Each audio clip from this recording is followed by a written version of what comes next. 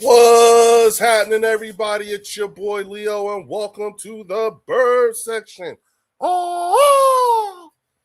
All right, y'all. I apologize. I missed the Friday channel members call in. Shout out to Imani Bentley. What's good? You know what I'm saying? Shout out to everybody that's coming in the building right now.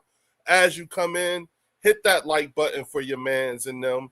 You know what I'm saying? Shout out to Warren McKee, Eagles, Drew, King DV Sports, and my man Dallas Cowboy fan 1980. If you like, please look at the description. Go to every one of those channels and make sure you hit the like button and everything like that. Art McQueen is in the building. What up? What up? What up, Marcus? Hey, Dr. Jen. What's going on, mama? You know, hey, y'all, I missed y'all. I'm sorry. I'm going to keep it all the way a buck. All right. I'm going to tell y'all the 100% the truth right now. Okay, so here's what happened. Y'all know little man got out of school last week and went and immediately went to hold on. Oops, fellas. All right. Little man went to camp. No, not today, Art. No calling today. We're gonna do it on Tuesday. You know what I'm saying? So I got you on Tuesday. All right.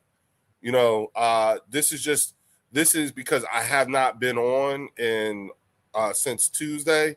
So I figure I better hop on and do something real quick just to talk with the folks and everything like that. I know I got Drew and Warren coming in because we got some things we want to discuss with everybody. You know what I'm saying? All at one time. So Master Eagle is in. Yo, where you been at, dog? Master Eagle is in the building. What up, dog?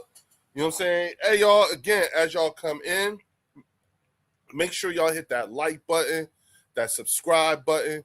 And if you look in the description, you'll see Drew, Warren, King DV, and Dallas Cowboy 1980s channel in the description. You know what I'm saying? Hit them all up. Them the ones you need to be talking to. I mean, talking to and listening to, all right? But here's the thing. So, little man left for camp, you know what I'm saying? And the oldest ain't home. He ain't coming home for the summer. So, you know, me and the missus, it's been too hot to go out. And I ain't mad. I'm also been locked in with work and everything like that with stuff that I got to get done for the business and everything. Pay attention, you know, stay tuned too. There's going to be some, you know, some crazy announcements coming real soon. Y'all going to like what I have. Y'all definitely going to like what I have. Hold on. That being said, so much to talk about, a lot of things going on. Quick question, you know, because I know, shout out to Spiritual Family is in the building. Spiritual Family said, Leo, this season going to be electric. I've been waiting for you to go live. Love your energy, my friend. Oh, wow, Spiritual Family. Hey, thank you so much. And I'm going to keep giving you reasons to keep coming back because it's shit that we got to talk about. Spiritual Family, you know what it is. You know what I'm saying? First and foremost, this whole thing with Brandon Ayuk, y'all. This thing with Brandon Ayuk, okay? This ain't, you know, I'm worried. And I'm talking about like not as an Eagles fan, not as I'm worried as a human being. You know what I'm saying? Like I feel like we're watching something not good happen in real time, you know, and at this point, you know, the question has been, you know, does he have people in his corner, someone handling him, someone advising him? At this point, the folks who love him and all that stuff, I'm sure have checked in with him or someone's there with him or something. I'm hoping. That is what I'm praying for. Okay.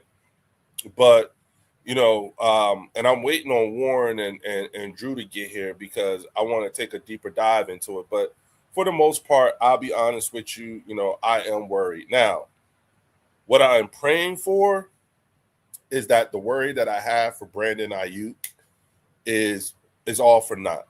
You know what I'm saying? Yeah, Atlanta Eagle. That's and I'm so glad you said it that way. It could all be a play to get the 49ers to release him. I so hope that is the case. That is actually what I'm praying for.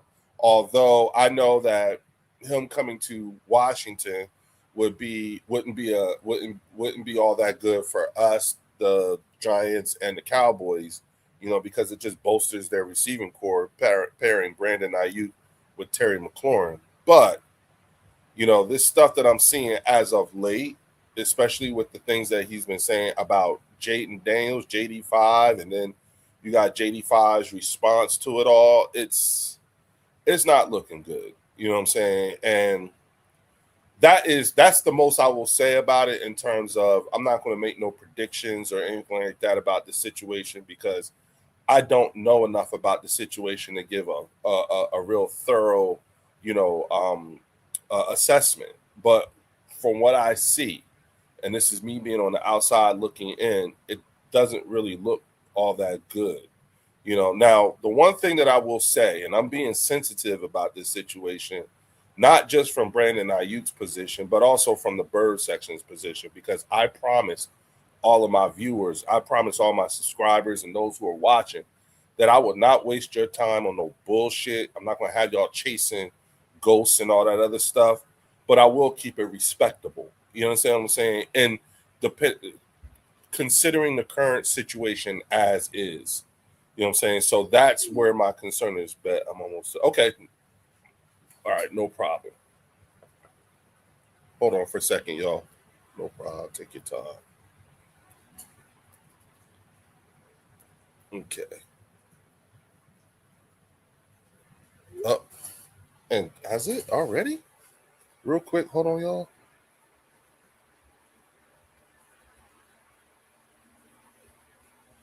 I'll be damned. It done started raining here, y'all, already. Okay. That being said, you know what I'm saying? Shout out to Hamid Abdul Aziz is in the building. What up, Hamid? You know what I'm saying? I'm more or less just shout out to Logan Motorsports is in the building. Yo, Theo, what the hell? You know what I'm saying? Theo. Oh, wow, bro. Where have you been? Where have you been? My man, Theo, hold on for a second.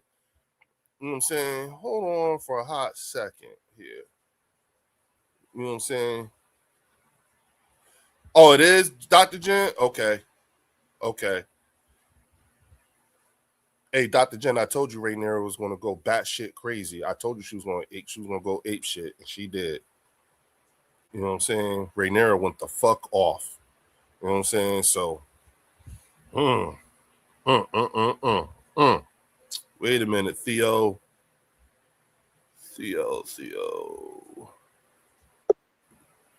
All right, and he is now here. Shout out to Drew is in the building. What up, Drew? What's happening, fam? How y'all doing, man? Good. You know what I'm saying? Yeah, Damon was the muscle. Yes. You know what I'm saying? I ain't gonna watch until I'm finished with this tonight, Dr. Jen. So we get with it. You know what I'm saying? But Drew, I was telling everybody, this whole situation with Brandon Ayuk, I feel like we're watching something in real time as it is happening. You know what I'm saying? And I'm someone in here said, hopefully it's a play to get Washington to get San Fran to release him. You know what I'm saying? And it was Spiritual Family. No, it wasn't Spiritual Family that said that. Yeah, Spiritual. Hey, you see what she wrote? Imagine having Eagles, Drew Warren, Philly 500, D'Angelo, the Eagles Avengers. Woo, shit. Talk about the super friends. Yeah, you got them, and then imagine if we were added Rob A. You know what I'm saying? Man. And King DV. Oh, yeah. That's an all-star lineup. Pow! You understand what I'm saying? Theo, shoot me a quick email at BirdSection 2023. You know what I'm Theo saying? in there. He's here. Shoot me an email at birdsection2023@gmail.com. Shoot me a quick shoot me a quick email. You know what I'm saying? We've been looking for you, dog, because I know you got a lot bro. going on. You know what I'm saying? And that gives us something else because, yeah, you know what I'm saying? This whole situation with Terry and Arnold, right? Was it Terry and Arnold? It's Tyrion already. Yeah. Yeah, that they just released. That's something else that we need to address too. And my heart's gone out to you over that, bro. You know what I'm saying? Yeah, brother. That's a big blow. Oh no, he's out of power. Oh man, hey man, get off of here. Draining your battery. Don't waste your battery on us. We'll catch you. We'll catch you later, bro. Unless check this the is just replay out later. Pass the time. But I really want you to save that battery if you ain't got no power, bruh. You know what I'm saying? Shit. Okay. You know what I'm saying? But Drew, you know, tell us with my phone charge, I'll join. Okay. Just shoot me a quick email, okay?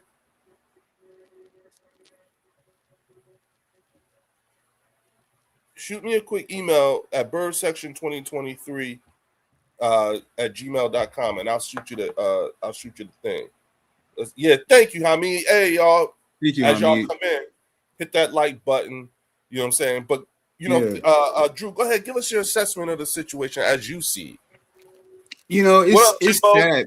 It's sad, man, you know, to see this guy, you know, go through whatever it is. I don't know if he's been diagnosed or, you know, you could just see, like you said, in real time, this guy just really melting down. You know, I speak from experience because I've had family members, you know, deal with mental illness. Being a medical professional, you see, you know, mental illness all the time. And to see this guy, you know, act the way he acted. And we had talked about it with AJ Oh, my Brown. bad, spiritual family. I got him mixed up. I thought he was a woman. I'm gonna remember that. No worries. Yeah, we got you.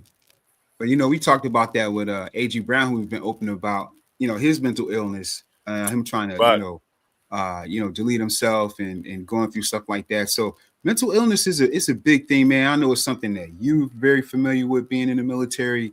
You know, I have a uncle. I have two uncles that were in Nam, and one of them served 2 terms. And man, when he came back, bro, he was messed up. You know, really messed up. And he tried to delete himself. So it's not a joke. It's very serious. I just hope and pray that whatever it is that he's going through, that he gets the help that he needs, because it's bigger than football now. You know, it's bigger than football for this young man now. Shout out to Linda Kynes with the $2 super chat. She said, "Can't get my definition of the word clutch." Linda, you know what that come from. Oh my goodness. Shout out to Tribe West with the $20 What's up, Tribe? super chat. Salute What's Leo up, Tribe? to Eagles Drew and to all the members subscribe in famous chat. We Salute, here. Yo, Tribe. Hey Tribe, how you feeling about what's happening, what's coming down the pike with us? How you feel like we looking right now? You know what I'm saying? Give us the word, Tribe. You know what I'm saying? Give us the word. We miss you, bro. Yes, sir. How you doing, man? You know what I'm saying? Shout out to Tribe Called Quest. You know what I'm saying? Yes, sir. Shout out to Tribe. And I appreciate you, bro. You know what I'm saying? I so appreciate you, man.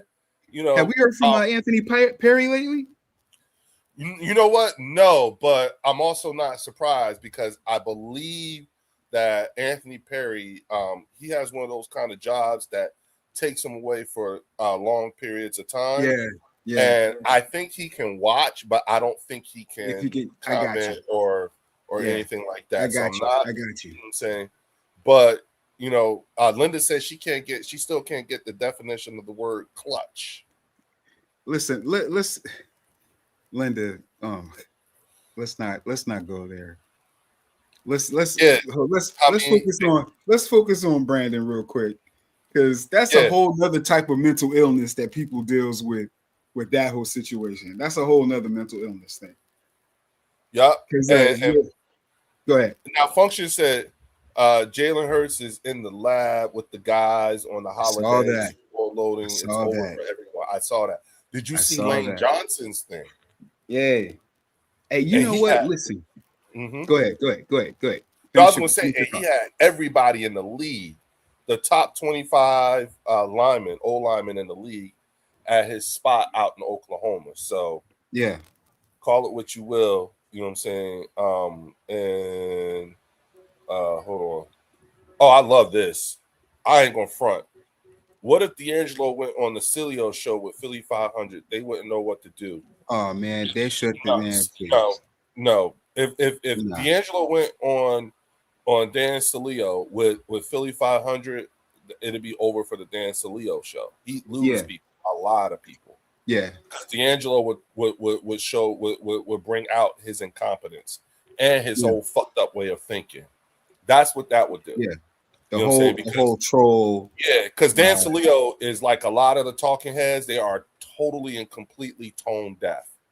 Facts. And then again, and he's not even interested in being in correcting that. So it's like, why even attempt to try to address it? I say just ignore the guy. You know what I'm saying? That's the best thing you could do is ignore him, not even say anything to him. You know what I'm saying? Because there's no change in that, and he's not concerned. He don't have enough people, you know, advising him of his tonnage. You know what I'm saying? And that's the problem. And then on top of that, we can see the dog whistling and the gaslighting a mile away, especially in his line of questioning. And that's what it's about for him now. And you can see another content creator that comes on with him on Wednesdays that's taking that, that's trying to be like that Dan Cilio Jr., taking on that persona.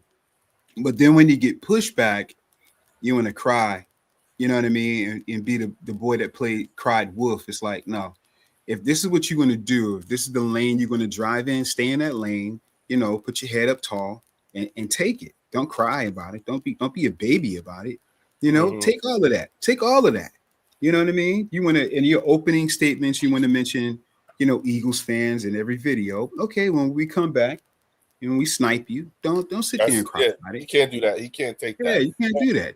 That's soft, man. Yeah, and again, you know, it would just expose it. And you know what? His brain consistency is like, hey, yo, right now, you exactly. Shout out to Cowboys 5. What up, Cowboys dog? 5. You know what I'm saying? Is he new? Cowboys 5? Yeah, Cowboys 5, huh? No, Cowboys 5 has been here before. Been around? Okay, Cowboys 5. I see you. Been here before. Salute, you know Cowboys 5. You know what I'm saying? Big balls, Art. Hey, again, you know, I want you to keep coming. Yo, look who's here, bro. Mean Metal Mike. What's going on, Mean Metal? What's in the building. What up? What up? First of all, I didn't say this to nobody, but happy 250th 4th of July, y'all.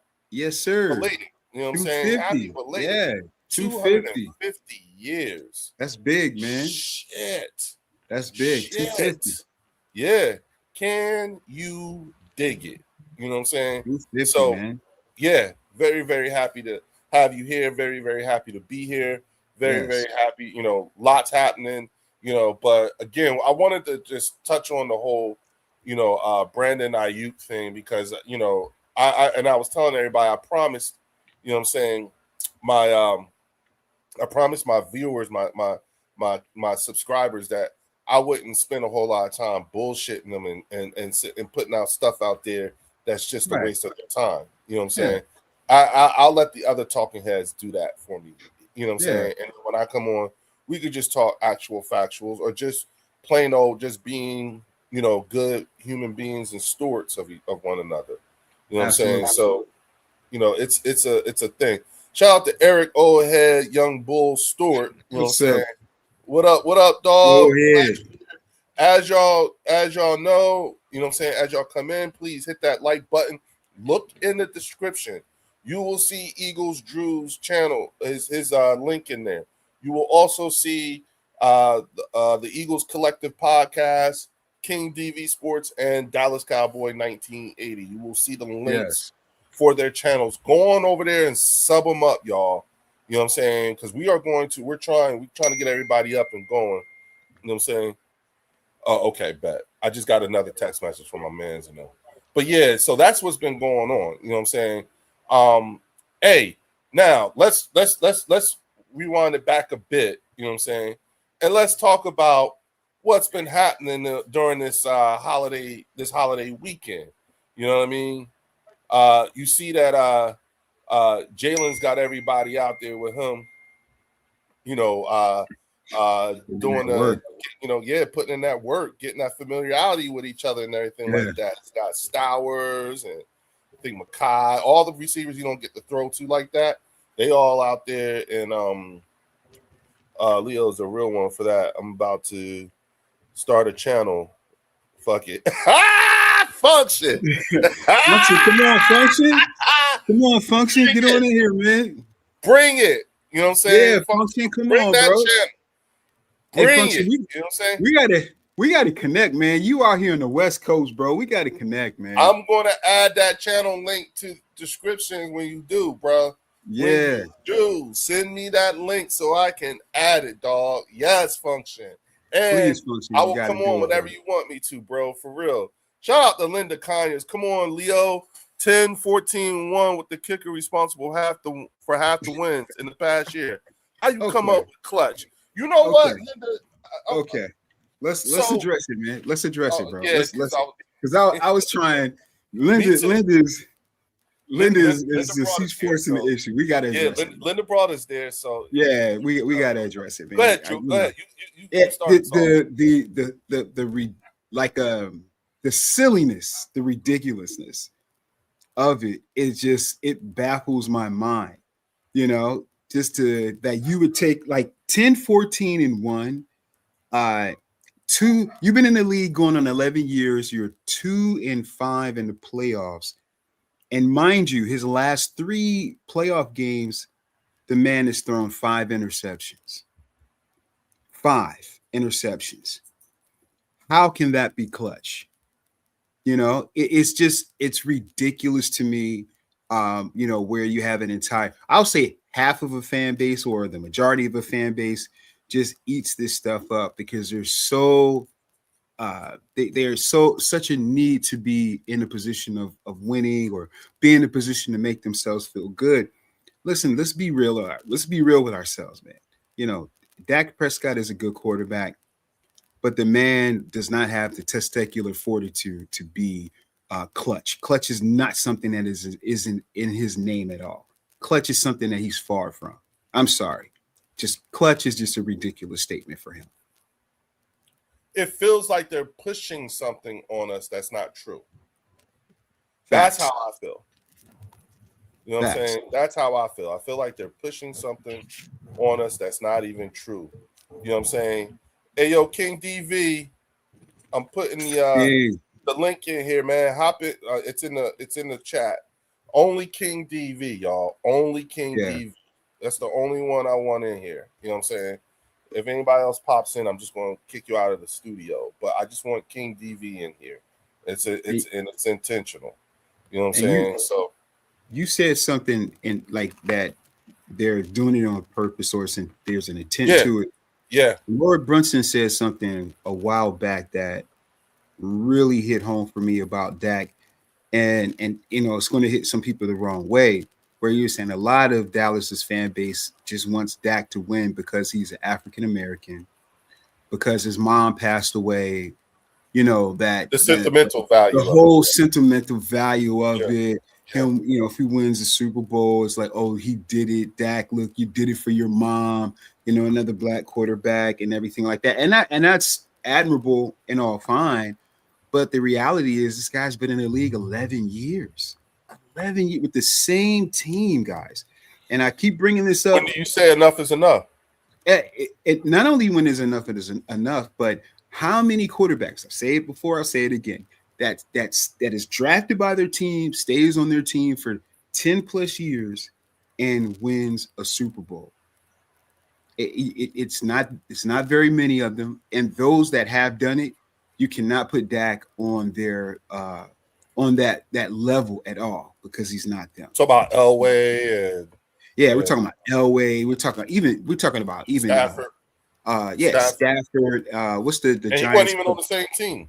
That's what I'm saying. So these, you know, when you're with the same team, you're talking Elway, all these guys who were Manning, you know, those dudes are Hall of Famers. Those are legends. you know, and Dak is just not it. That's not him. Yeah. 1,000% correct. 1,000%. You know what I'm saying? Cowboys 5 said they are in love with his off-field story. You know what I'm saying? His off-the-field story. You know, remember when CeeDee Lamb's mom said after one of the playoff games that Dak laid an egg again? Dak ain't it. Yup. Yeah, she said Dak ain't it. Yup. Yeah. Football Fanatic 1 says, yo, Cowboys fan here. For the record, Dak needs get it done. No fucking excuses. Hey. He doesn't win this year. I'm going in on his ass and will lead the get rid of Dak campaign. Well, Football Fanatic, let me be the first to tell you, brother. It's not going to happen, man. It's not going to happen. I don't think he thinks it is either. I think he's just giving him one. This is his one last shot. So I think that's what a lot of people. Shout out to Eric O'Head, Young Bull Stewart. He said Dak with the $5 super chat. He said Dak Prescott just isn't a clutch player. Yeah, we've seen him fold so many times throughout his career. 11 years, 11, yeah, going on 11. 11 years we've seen it. and listen, you know, we're not saying, you know, like, hey, he you know, like he's not capable. It's just not with that team. Yeah, not with that franchise. I don't see it. You know what I'm saying? What's up, Dr. Jen? Dr. Jen said, did you guys talk about hold on. Yo, Andrew, shout out to Andrew Tagar's in the building. No, we haven't gotten to that, yo, but I did see Vic was on the exciting I saw that, man. I saw him on their channel and he told Coop, you know, you ready? Yeah. So okay. You know what I'm saying? Yeah. I think Vic is putting up some stuff together. I think this defense is going to be insane. You know what I'm saying? Remember when Jalen said he'd be back? He's showing it now. You know what? Spiritual family. So on last season's Hard Knocks, at the end, and we all talked about that. You know what I'm saying? Yep. Him and Nick Sirianni was sitting there at the end of season meeting, and everybody left, and it was just the two of them, and Jalen was just standing there, and Nick was sitting in that chair, and they both was looking at each other, and then Jalen just said, "We'll be back." Yeah. And Nick looked up and said, "Of that, I'm sure." Yeah. You know what I'm saying? I was like, "Oh shit." And everything that we have seen, and I'm not talking about just from Jalen. I'm talking about looking at Smitty, looking at Saquon, I'm looking at everybody, looking at Lane. I'm looking at everybody, and I'm just like, you know what I'm saying? And here's another thing too, because you know the key to our season is going to be the health of the O-line. You know what I'm saying? And I'm gonna tell y'all right now, you know, like do y'all realize we got 17 offensive linemen on the team now? 17. Yeah, I knew we had a lot. Yeah. It's 17. Shout out to Art McQueen with the $5 super chat. What's up, Art? Hurts won't get any credit for what he does until he retires and the stats fade into time. And all you can think about is how many Super Bowls he won. Art, I agree. And I don't think, and not only that though, but I also think that history will show that, you know, like I don't think he'll ever win the league MVP. Even if he put up 5,000 yards and 42 touchdowns with 3 interceptions, you know what I'm saying, and wins a Super Bowl and wins another Super Bowl MVP. They won't give him that league MVP because that would be a vote against their own best interest because there were so many talking heads who had so much shit. He's already proved them all wrong. You know what I'm saying? By how far he's gotten in 6 years. Okay, in 6 years, this man went to 2 NFC championship games, won both of them, went to 2 Super Bowls, won one of them, and became a Super Bowl MVP. And everybody, that right there, all them talking heads, and mind you, the people who said the worst things about him, all those terrible things about him coming out of college, they're the same ones who vote for league MVP. That's why he won't win it. Ain't no way you're gonna say all that shit about him and then think that, and then all of a sudden turn around a few years later. Where Jalen Hurts is not far enough removed from being drafted in order for them to do that. Right. That's the problem. This is his 7th year. His 6th year. 6 years as a starter.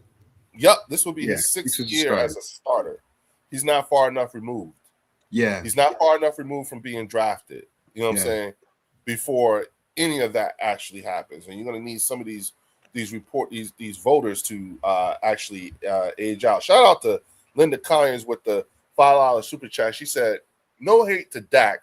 I respect his NFL story and career, but to dub him clutch, all I could think about was that play with him stepping out on 1 yard line." Facts. I remember that. Yeah. Facts. I remember that. But that's who they offer up as clutch. Yeah. That's your clutch guy. Okay. That's biased as fuck, and they need to be removed. Yeah, Dr. J. Yeah. That's what we're saying. You know what I'm saying? Like, again, these are all things that need to actually happen in order for us to feel like Jalen Hurts would get a fair shot. Right now, he won't have a fair shot. You know what I'm saying? And so I 10 million % agree. I'm excited to be a Philly fan of all teams. Yo, gotta make mention about man. What is Jaylen Brown? You know what I'm saying? Jaylen Brown, man. Jaylen Brown coming to the Sixers. Jaylen Brown, man, that's big, bro. Because look, man, go ahead. Appreciate you, Boston. We send y'all. Yeah, thank you, AJ, Arthur Judas. Y'all can, you know what I'm saying? And Brown for Brown. Yeah, hold on. Brown for Brown. Man, listen, that did my heart. So I love the Sixers, man. My first actual shout out to Darlene Mosher's in the building. Go ahead. What's up, Darlene? No, my first sports hero as a kid was Dr. J. My first the Sixers, that was my guy. My first person you look up to as a sports hero was Dr. J, man. So I have a love for the Sixers, dude. You know what I mean? And I've been out on them the last few years, man. The process, I was like, man, I felt like a Cowboys fan. Wait a minute. Darlene Mosher says, so you had a couple of great Super Bowls, but his regular season, he sucks. Darlene, that's the point. Yeah. That's literally the point. You know what I'm saying? If you want to argue the regular season and all that stuff, that's fine. You can have that. You know what I'm saying? Yeah, that's loser talk. You know what I'm saying? Yeah. The only thing that's important is did he win? Did we win? Yeah, did we win? You know what I'm saying? I've said this too, Drew. I have had conversations with people. I was actually on Game Time Brian's channel, and I had a Cowboys fan, a Commanders fan, and a Giants fan. And they're telling me, and I'm sitting there, and they're telling me how fucked up my team is and how fucked up my season was last year. Now, mind you, this is coming from a fan whose team went 7-9-1, another fan whose team went 5-12, and then another one whose team went 4-13. Yeah. Okay. And those three fan bases are telling me that my 11-6 season and NFC East championship was a horrible season. It means nothing. What? And then they start to, and I've had conversation, and in that same thing, I've had them say things to me like, take out the winning, I love that. And that's some Michael Parsons shit. If you take out the winning, you know, taking out the winning, that's it.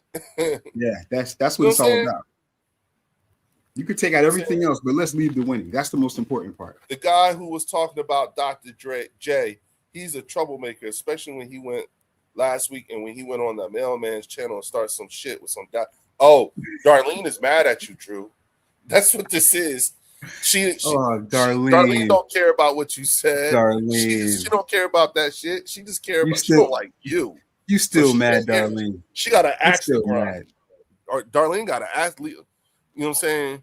Leo, guys like Dak and Herbert don't get held accountable, and that's why they're never going to win nothing. That's facts. You know what? Yeah, that's true. I'm sitting there and I'm looking at all these lists, and I'm like, none of these guys other than Pat have won a Super Bowl. None. Except for Stafford, Pat and Matt. That's it. Pat, Matt, and Jalen. Patty, Jalen is in staff. That's no. What's my man from Seattle? Oh, yeah. Just recently. Just won. Yeah. You can put him in there. Yup. Drew is nothing but a troublemaker on the Mailman channel. Anyone else's channel, you think he knows everything about football. He doesn't know anything about football. Woo! Woo! You know, I'm starting to think. What did you do? I think Darlene is Mark Holmes. I think that's Mark Holmes' burner account. Yo, Drew, I don't hear no Herbert hate in LA. Yeah, you don't hear no. No, Herbert. bro. Listen, you don't hear it. Okay, you're right, Function, and here's why. We talk about it all the time. There's zero accountability, and there's zero expectation for Dak, for Herbert. There's none. The Chargers don't have no kind of playoff expectations, and neither does Dallas. They're more interested in being the America's team and being the most popular. When it comes to football, they don't give a damn about that. Now listen. This is what Darlene says. You guys are bragging about a Super Bowl you won 2 years ago. Nobody cares. The Seahawks won the Super Bowl last year. That's all that matters. Is how about this year, not 2 years ago. And then turned around and said, nobody cares what you did 2 years ago. It's all about what you're doing now. Okay, hold on. Don't say nothing, Drew. Okay. If we're going to take that logic, then shut the fuck up. That's all. If we go with your logic, shut the fuck up. Because if nobody cares what we did 2 years ago, then why the hell are we still talking about what y'all did 30-something years ago? Yeah. If 2 years ago don't count, and the only thing that counts is this year, then why are y'all still talking about 30 years ago? Because you got to be a damn Cowboys fan if you're taking up for game time, Brian. You know what I'm saying? Like, you got to be. You know what I'm saying? Darlene, come on. Hold on. League Commander said, Leo and Drew, any concerns going up against my Commanders week 1 at the link? No, because we don't know who your team is. Yeah. And right now, with do you have any concerns as of today, League Commander? Do you have any concerns going against the Eagles week 1? Just out of curiosity, considering everything that's going on right now, you know what I'm saying? I'm sure you got to be, you know what I'm saying? I think the element of surprise for both defenses, since we have 2 new offensive coordinators, that could be something that we both can say. But at the same time, when I look at the level of talent that the Eagles have compared to what the Commanders have, I'm not very much concerned.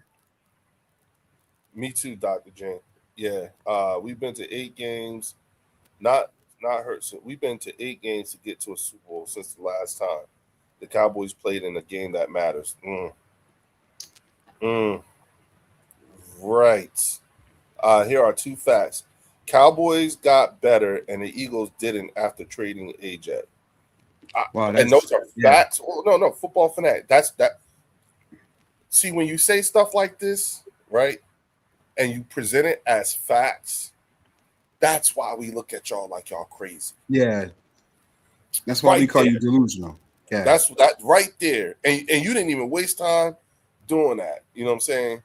Shout out to Linda Kynes with $2 super chat. She said, Drew and his damn facts. Touch a nerve, Darlene. Oh, Darlene. Linda, you see Drew over here. You see how Drew doing these people, right? Oh, Darlene. You see how Drew doing these people. Wait till Warren get here. Oh my God. It's the delusion that you guys have. It's crazy to me. I don't understand it. I don't get it, man. I don't get it. If you can sit there and say, look, I can say Every team in the NFC East got better. Now, did we lose a key component in AJ Brown? That's fair, but you can't say that the Eagles aren't going to be better for it, because the last time I looked, we still have the best roster, not only in this division, even without AJ Brown. I mean, look at the screen. Look at Theo, the it's in your screen, people. inbox. Yeah, Keep talking. look at the screen, ladies and gentlemen. Look at the screen. Just look at the screen. Look at the defense. Look at the offense. And you tell me who has a better defense in our division than Philadelphia. You tell me who has a better offense. Arguably Dallas or on par. But come on, bro. Let's keep it a G. Let's not talk crazy. Uh-oh. I think Darlene got a crush. That's what I think it is. Because you're still bragging about it. Okay. I'm married. So are you. So are you. You know what I'm saying? Thanks, Howie. Okay. I'm just looking at these things. I'm enjoying the chat tonight. Oh, and here he is, long awaited. Theo, what up, dog? Theo, what's up, man? What's going on, brother? How you holding up, bro? I'm all right. It is day 4 of no power. 4 days, bro? What happened? We had a massive storm that came through here about Friday and knocked out a whole bunch of power lines. I mean, there's 100,000 people up here in Detroit that ain't got no power. Oh my goodness. Yeah, so Theo has been toughing it out for a couple of days. Hey man, prayers up for Theo and his community, bro. 100,000 people, that's no joke, man. That's a lot of folks. Yeah. But you are right hospitals. Yeah, I got my phone charged, and we got a little generator going on, keep fans and stuff moving. So that's what's up. Any ETA? Any ETA as to when everything will get back up, or tomorrow? Tomorrow. Right, excellent. Tomorrow. Excellent. Yeah, the local power company up here has. They were putting those holiday pay boxes in, right? Yeah. So, I bet they was. I would have been doing the same damn thing, dog. Hell yeah. I'd have been doing the same damn thing. Yo, what about food and all that stuff, man? Perishables and shit. Y'all good with that?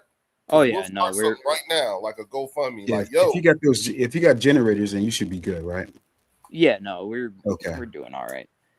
We're just like, we don't have lights and stuff working, but we phone lights, we got flashlights around here. We're good.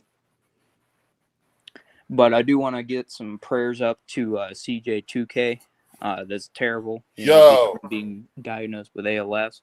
Yeah, bro. Absolutely. That's terrible, man. That's tragic. Yeah. It's good to see a lot of the response. A lot of the players are out supporting. Like I saw one with Shady. I think he said his mom, suffered from ALS, and a lot of people out there. It's a terrible disease, man. It's a horrible disease. So disease. Yep. Yeah, prayers out to them, man. It's a terrible, terrible disease. Yeah. Now I'm sure everyone has been waiting for me to answer this question. I was thinking about you, Theo. I intentionally didn't make too much of a mention of it. Yeah, man. I was thinking about that's you, it. All right. So I will say this on behalf of quite a majority of the Lions fan base. Thank God he's gone. Really? I will tell you this, Leo. The fact that we cut him so quick after these allegations, that shows that we're not fucking with any kind of lawsuit like that.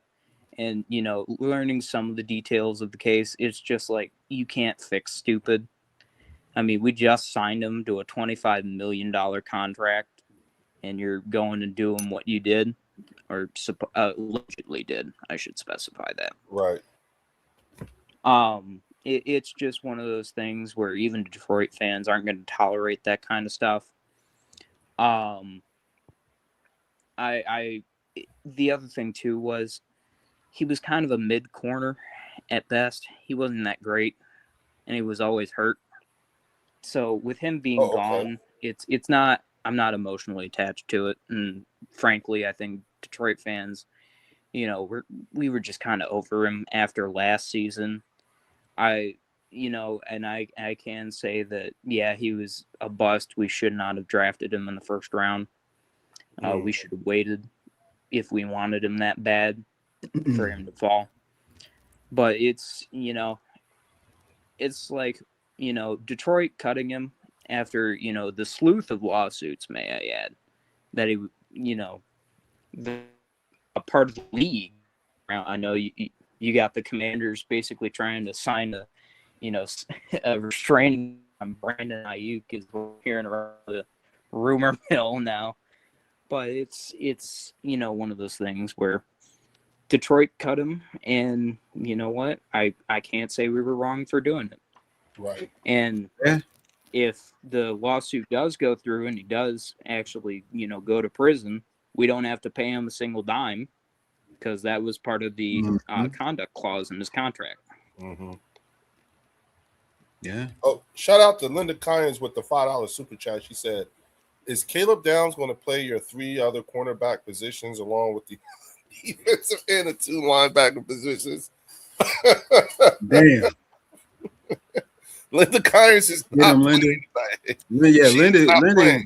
She got it out today, boy. She ain't taking no prisoners. No, and I ain't mad at her either. You know what I'm saying? Go for it. These people need a reality check, man. No, you're not wrong. You're not wrong, Drew. A reality check. Yeah, but that's the whole thing with the Lions and Terry and Arnold. I'm sure if you asked a bunch of people like me, you're gonna hear the exact same response of, you can't fix stupid, and that's pretty much about it.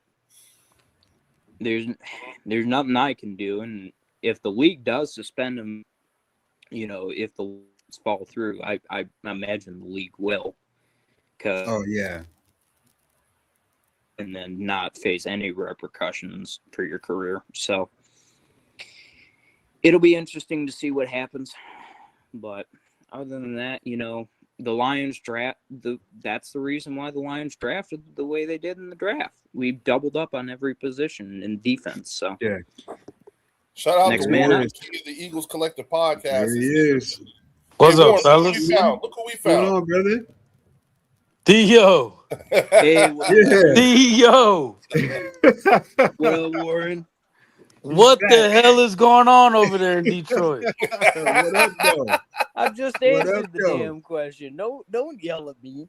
I just answered that goddamn question. You don't fix stupid, so we let him go. Hey Theo, tell him you're not responsible for what happens on 8 Mile, man. Come on now. Hey, You're not responsible for that. What? Yeah. So what is I had a y'all's coworker tell me the plan? exact same thing, man. Mom's spaghetti. Did y'all pick up a cornerback in the draft, or what's y'all's play right now? We have a lot of cornerback depth, so it's just next man up. Okay. Right. I like that. Yeah, I like that. there were a lot of people advocating for the Lions to go after Josh Metellus from the Vikings as a replacement, but it's like, it's a division rival. They're gonna fleece us for him. So Yeah. I don't give it any credence. Absolutely. I wouldn't touch it with a 10-foot pole. Not right now. You know what I'm saying? It's just when you hear the story, you're just like, oh yeah, Warren. Duh. You got money for this. You can fix this issue. Exactly. And then it's the wrong It's people. called insurance, Warren. And then it came out to be the wrong people. That's what's even worse. Dude. He pulled a Pushaisky. He pulled an OJ. Remember OJ did that? That's crazy. So all right, that's something I haven't heard before. So he basically what? He found out, I guess someone had stolen some of his merch. Yeah, someone stole like $250 worth, or $250,000 worth of something down in Miami. Yeah. And so he put a crew together to go get all of his stuff back, or do whatever they did. And apparently they got the wrong people. So and they apparently have never heard of a paper trail.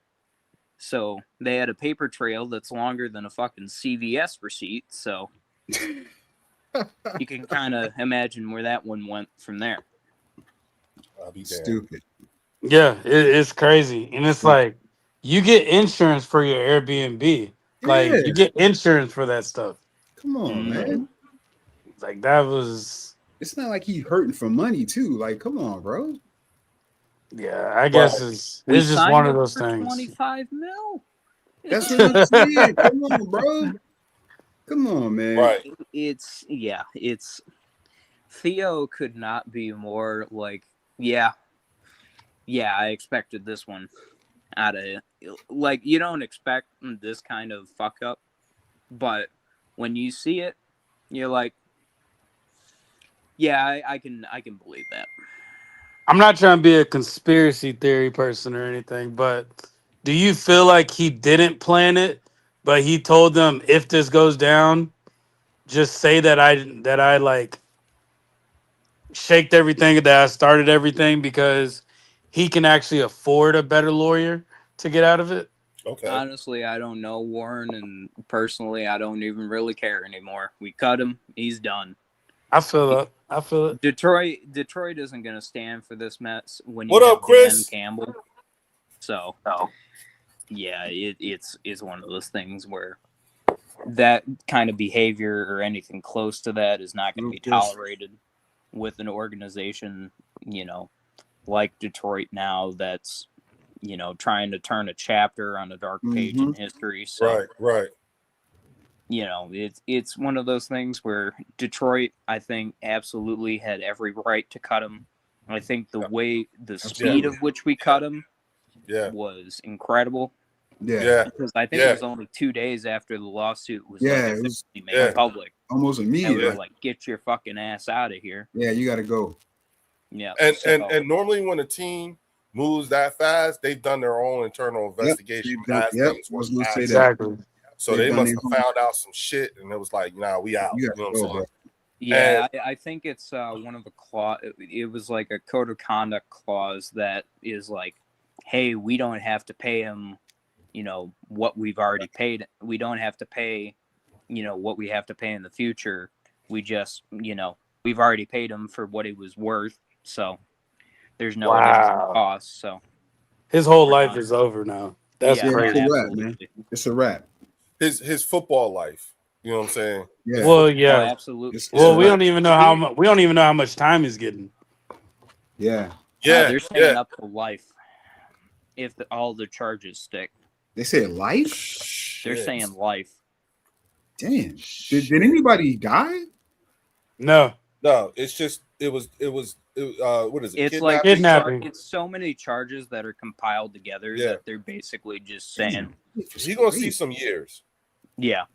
There's the potential he's gonna see some years. And again, I think that's why the team did what they did when they did.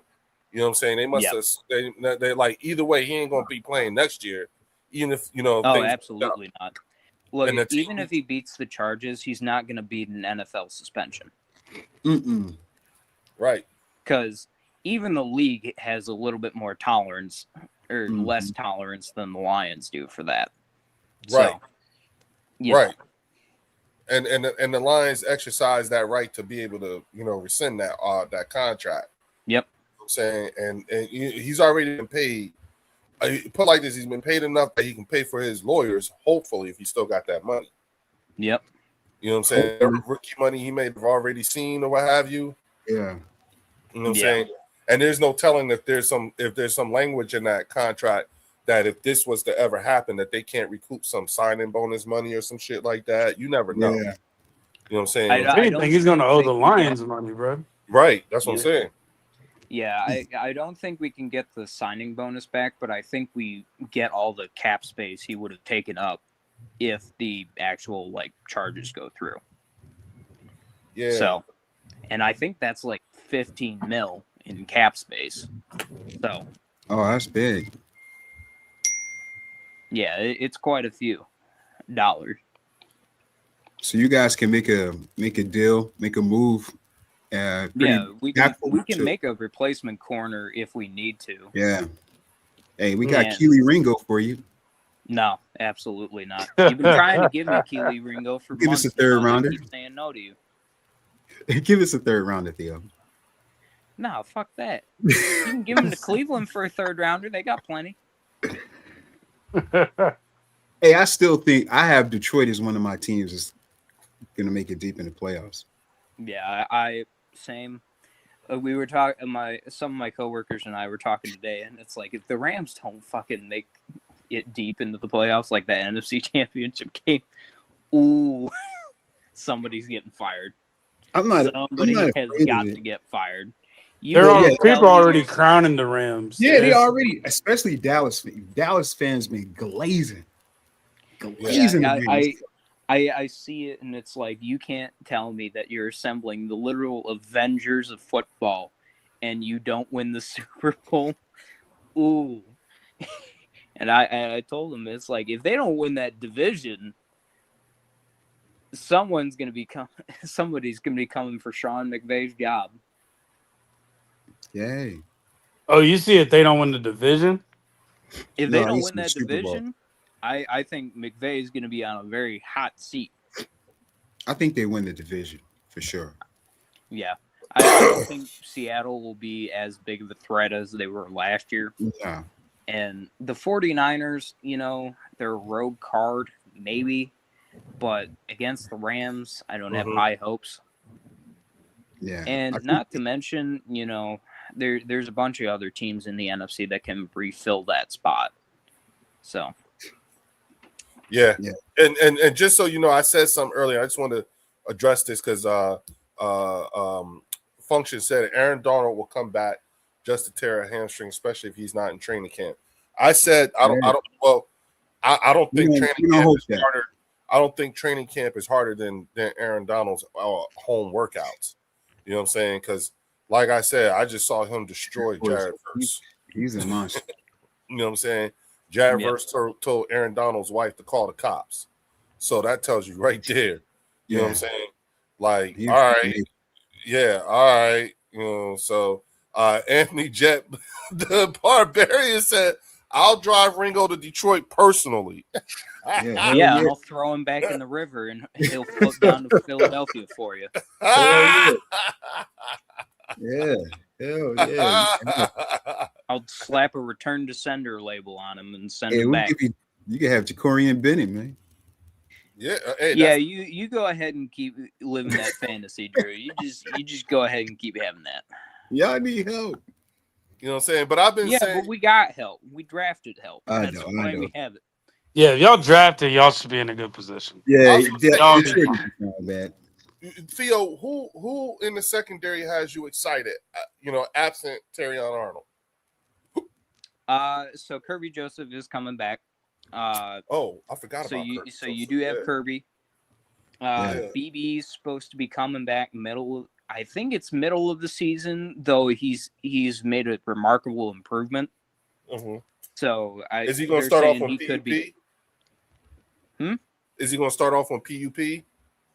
He might, yeah. Yeah.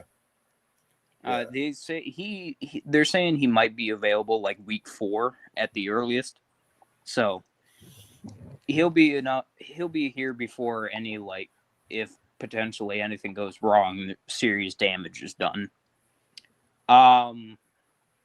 Then Aiden Hutchinson is working with Derek Moore. So there's that edge rushing duo you have right there. Linebackers, the ones we picked up in free agency, I think it's DJ Wonium. That man is a beast, and Detroit is actually breaking down their practices now. They're not doing what they did last year, which is causing the full contact practices. They're actually doing padded practices now. So I think there's a massive emphasis on Detroit being healthy this year rather than, that full physical. You talked about that before, Theo. Like, I ain't gonna front. I remember you were beating that drum all last season. Mm-hmm. Got to taper it back. What I'm saying? So do you feel like this effort Is that do you like what you see so far? You just need to Oh, see. absolutely. Okay. Yeah. Absolutely. Yeah. You know, I'd I be the same way. think the thing that not a lot of people are realizing now is that Drew Petzing, our new offensive coordinator, and Mike Kafka are probably calming down Dan Campbell a little bit because, you know, we saw the results last year when it was basically just Dan by himself running the offense. It was the fifth ranked offense in the league. Don't get me wrong, it's a very potent offense, but mistakes were made, and mistakes that were costing some of our games. So now that you have one of the top rushing coordinators in the league with Jahmyr Gibbs and Pacheco, I think we're good on that. And then you have Mike Kafka to help speed up Goff a little bit when it comes to making those pinpoint accurate passes. So I think Detroit is in an incredible position right now for the division. And I think not a lot of people know this, right? Or not. I didn't know. I didn't think about it until my coworker actually mentioned it today. When Ben Johnson left, he left a situation where it was Dan Campbell and Ben Johnson to go to Chicago and be just Ben Johnson. And we swept him. So, look, I think Chicago is a very, all right team, but I don't think Caleb Williams is all that just yet. If he has yet to beat Detroit, he's going to be in a battle for his life come Thanksgiving when we play him for the first time. So I think Chicago is building something foundationally solid so far. They're starting to get there foundationally. And don't get me wrong, I respect the hell out of Ben Johnson. I think he was a fantastic coordinator here in Detroit. I fucking hate that he went to Chicago a week after the playoff loss, but it's I can't do nothing about that. But I'm happy for him and his opportunity out there in Chicago. But I still think Detroit's going to win the division. I don't think Chicago sweeps Detroit this year. It'll be either a 1-1 or we sweep them situation because I don't really have faith in that Chicago defense. Because if we were trouncing them last year and they have the first place schedule this year, I don't know. I think Chicago has the first place schedule. Yeah, that's right. Yeah, because they won the division last year. Yeah. That's right.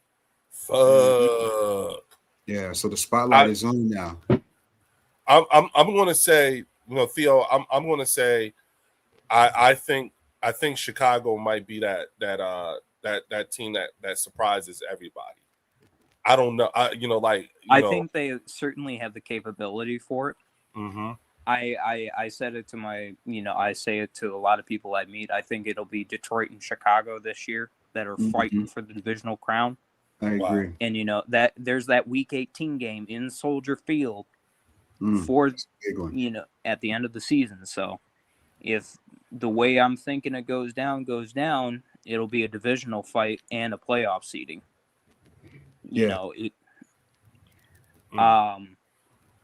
I have tremendous respect for Chicago.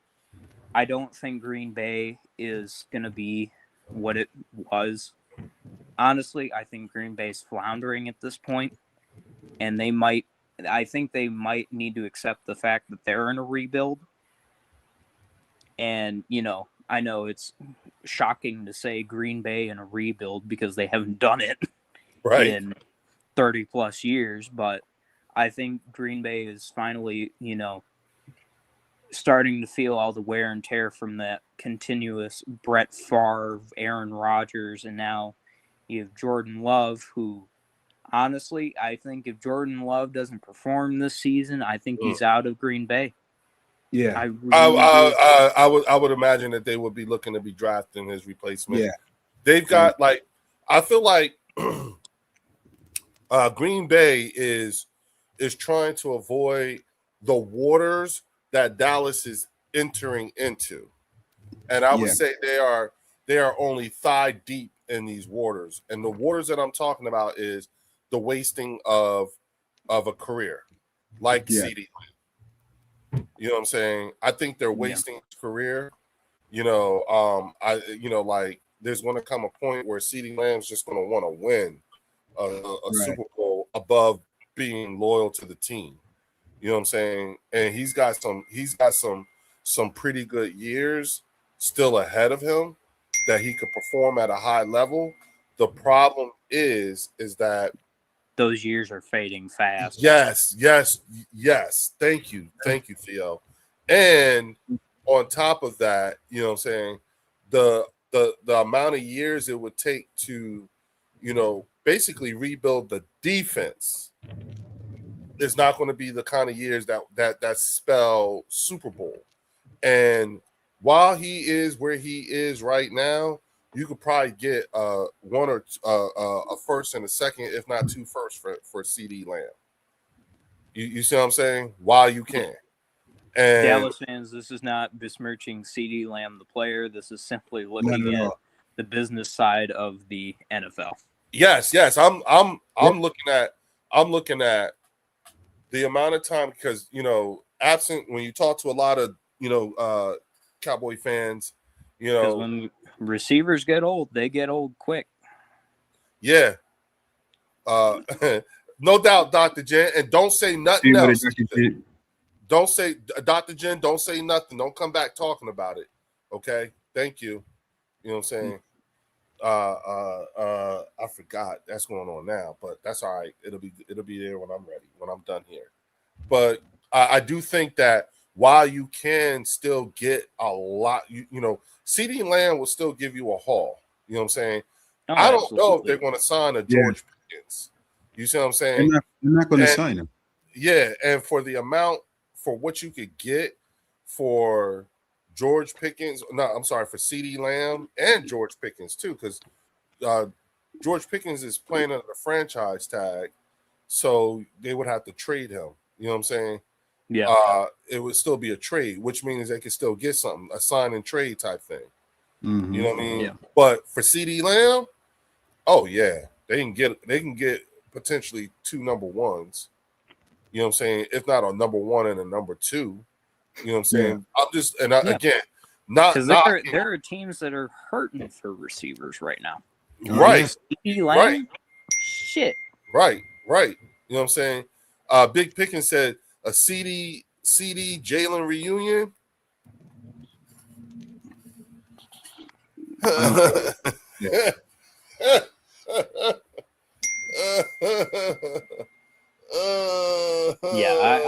just Lemons is that's because CD is he's more like a slot.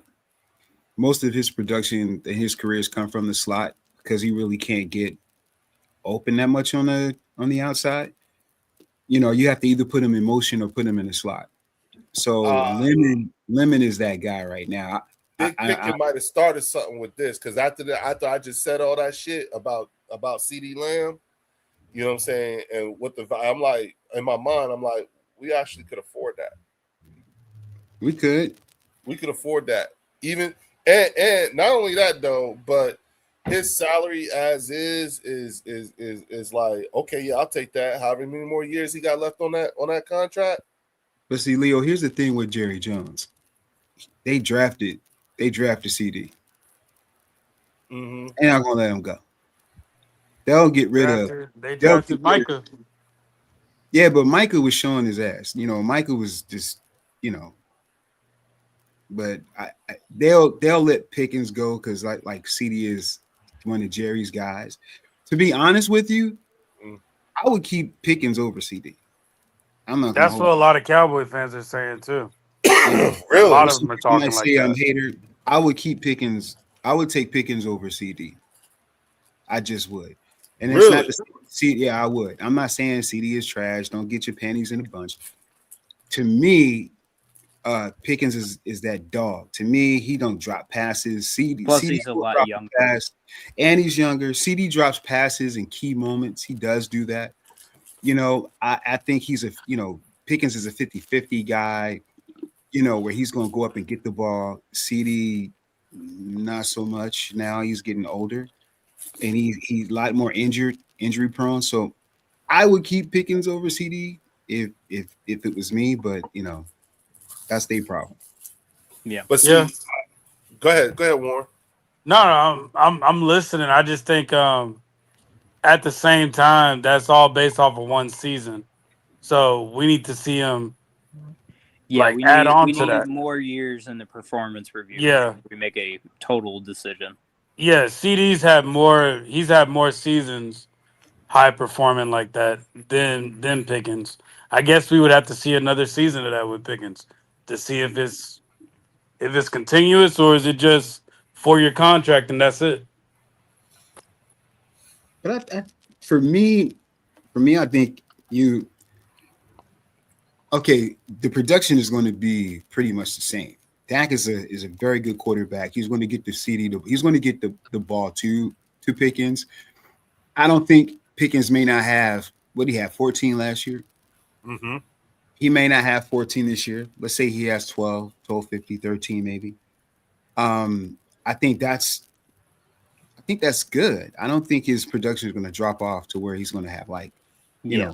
900. But we can't base it on a singular. We need those consistent types of numbers in order to Yeah. in order for justifiable money to be made. And I'm gonna add this too to that, Drew. Do you really think they did anything different on offense with the Cowboys? The team? No, Okay, no. so all these other teams, even the NFC East division, we've had a whole season of film to watch them Oh yeah, to for be sure. able to scheme on them. Oh yeah, So sure. that's what's gonna make their season a little bit more Difficult. difficult Yeah, because at the same time we went into this season not knowing what type of production not CD but Pickens was gonna actually have. right. There was We didn't know what type of yeah, we didn't know what was expected. Kind yeah, of like with the Jaden Daniels experiment. Like nobody expected Jaden Daniels to just take off like that. yeah, To be Now all with that. two Yeah, yeah. seasons of film, we yeah, know how to defend against that. So yeah. the good defenses are gonna come up with schemes on how to stop that or at Absolutely, least slow it down. That's that's true. fair. Hey, so That's Yeah. Warren, true. let me ask you this, bro. Let me ask you this because I think what you're saying is on point. Is it safe to say that Dallas, their offense, will have some struggles, especially early off? And that I think the biggest thing that because they talk, they were like what are top five in top five offense last year. Yeah. But the biggest thing, They were number one in terms of like total offense okay, when it comes number to like one total yards and all offense, that. right? But here's the kicker. Now I brought this up to them before Mm-hmm. that they were middle of the pack in the red zone. Mhm. So I think they were like 18th or something like that. So what good is it to have number one offense when you can't if you're exchanging field goals with touchdowns with the opposing team, it's That's not what they were doing. doing.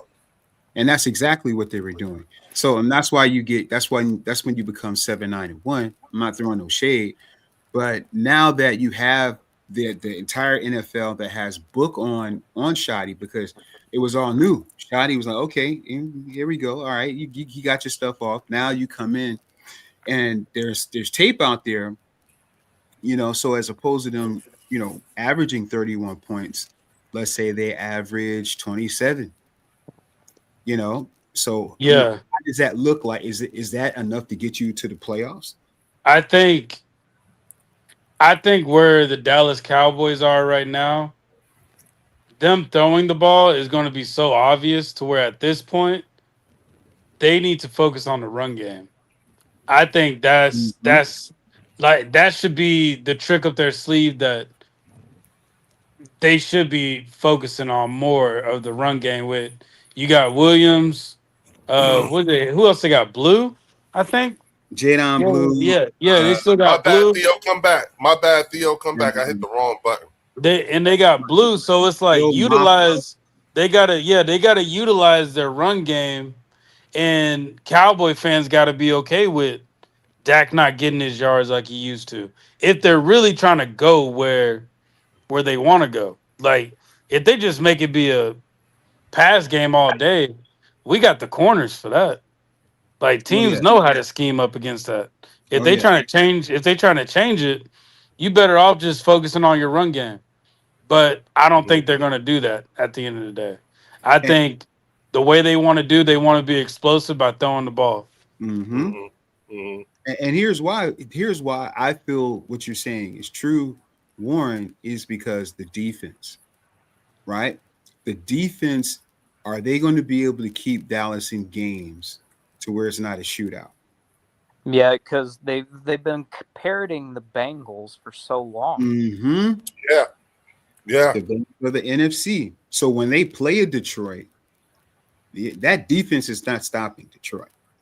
You know, when they play against us, they can, say whatever they want to say. But when I look at their corners, when I look at Dallas's corners, uh Ravel, and they're raving about Kobe Durant that they got from the Rams, who's serviceable, but Mhm. they're really hyping this guy up. And it's like, if he was that good on a defense like the Rams, why would the Rams let him go?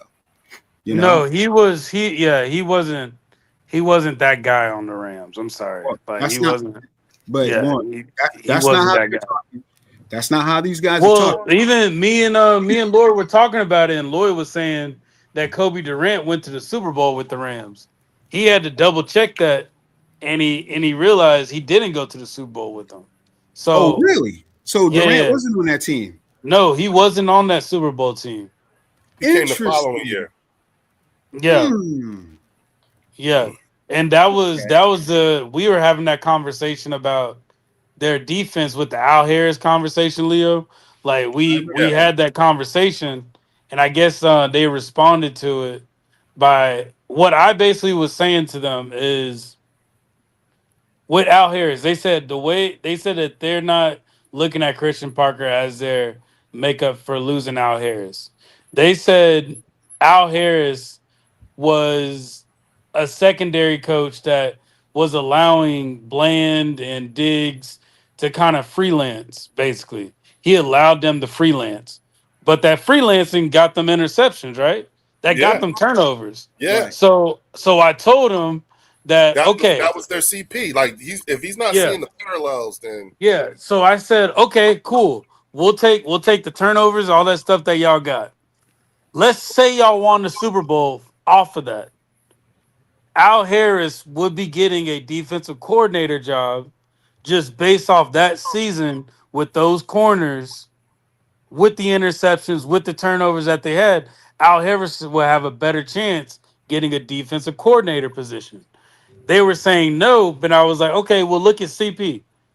Look at his production with the cornerbacks that we had. Mm-hmm. He went to the Super Bowl with them with uh what's his name?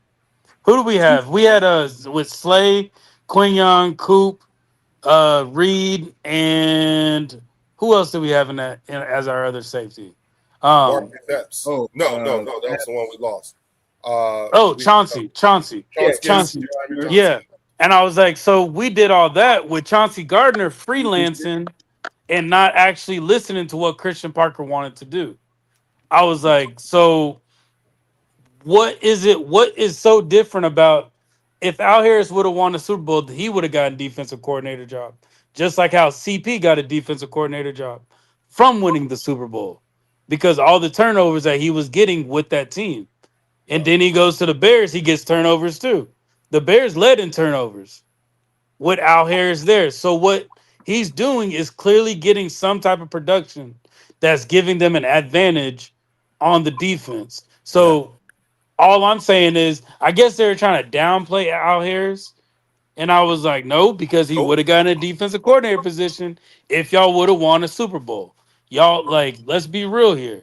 Like, Yeah, you can't downplay him Well, now they I that I he's loved Al gone. Harris too. I Warren. think They loved speaking of, Al Harris. Al Harris, right? Say that I again, think Yeah. Theo. this is a case of seller's remorse. Oh Is, yeah. is Yes. what I'm hearing. Oh yeah, for Theo, sure. so here's what happened, right? It's true. They The are other so day, fucking jealous that Chicago was able to propel that defense to something serviceable. And I think this is just a big case of seller's remorse. There's no other way to put yes. it. That's true. Theo, I said like we had D'Angelo on here the other night. It was D'Angelo that brought that up, right? No. Who was it that brought it? That That was me that brought that up. It was Warren. Yeah. Yeah, that's why Lloyd called me out on it. Yeah. Then you must have struck a nerve because it's true. Oh At yeah, the for end sure. of the day, you know what I'm saying, and maybe a lot of Cowboy fans hadn't even thought about that themselves, because there's no way you're going to let Al Harris walk out the door, watch what he did in Chicago, and be like, oh no, nah. You know what I'm saying. And then Christian Parker is their Al Harris makeup. Well, Leo, if you remember, before Al Harris left, some of the fans were talking about they wanted Al Harris to be the defensive coordinator. Yeah. They were beating the drums. They were talking about Al Harris back then the way we were talking about Christian Parker now. Oh yeah, they loved Al Harris. It was the same thing. I was like, yeah. They were like, make Al Harris, get rid of this Al Harris. And when he left, they were distraught. They were distraught. So, but let me, Theo, let me ask you this, looking from the outside in. I think what Warren was talking about was that looking at a team, if you have a solid defense and a good running game, right? Yep. And we kind of, Dallas, I don't think we're going to see that. You never know. But we're looking at Dak throwing for 5,000 yards. Defense is very suspect. Run game, decent. When I look at other teams within the division, what team do you see outside of the Eagles that can have a solid defense, a good run game to help out the quarterback? That could be, a team that can overstep maybe Dallas. Mm-hmm. Or am I like projecting here? Because, when I think about that division, I'm not seeing, I don't see it. Like, I just see exactly what I saw last year with Dallas, the last 2 years. If that's going to be I think the Giants could probably make a run for that second place. Mm-hmm. You got Cam Scatterbo. If Dart, somehow manages to get off of the field and not try and get CTE every down, I think the Giants are a very lethal, unit, especially when you have John Harbaugh, leading the helm. He's very contrarian with, keeping players as healthy as possible. So I think, the Giants probably make a run. The Commanders, I just don't know. I really don't know with the Commanders. Yeah, I don't see it with the Commanders. Yeah. I don't see it. Look, I think the shocking thing to me would be if the Commanders make that wild card spot. If they somehow pull it off. I don't know. Because you've got, you've got Dan Quinn, who is an all right coach, but let's not forget this is the 28-3 guy. Yeah. And look, I just think that I think it'll be the Giants that'll probably supersede both Dallas and the Commanders, when it comes to overall talent. And yeah, it's hard to gauge the NFC East, but I think the Giants will probably be like the wild card within the division. Mm-hmm. I can see that. Yeah, I think rival I could give that's close to you maybe would be. It would probably have to be Detroit when it comes to like overall, a solid defense and a serviceable defense. When it comes to like, in the NFC itself, but there's not like a super defense that's been prepared with a good running game to allow, the time being taken off the clock and having that defense to shut down, any opposing point other than the Detroit Eagles. The Rams can maybe do it, but then again, they've got an extremely high-powered receiver core. So it's just, I think Detroit and Philly are alone with the whole strong defense, extremely strong running game. Yeah, but I can see the Giants making a play for that second spot within the division. It's hard for the NFC East, but I don't think the Cowboys can realistically, they need to prove that they can win. That they can have a winning record first before I can start, giving like valid, playoff criticism to the Cowboys. Yeah, I'm And they need curious to to win see how the playoff. Cowboys defense goes up against mobile quarterbacks. I think that's something that I'm curious to see. Can they actually defend against a mobile quarterback? Because a lot of defenses can't do that. They're good defenses, but when there's a mobile quarterback, they just fold. So it's seeing how they respond to that. Alrighty, gentlemen. Unfortunately, I must retire for the night. Power is, a luxury. Yeah, brother. Still. But Good to see I you, brother. will lead you to a piece of NFL news. Please try and look up the David Montgomery interview.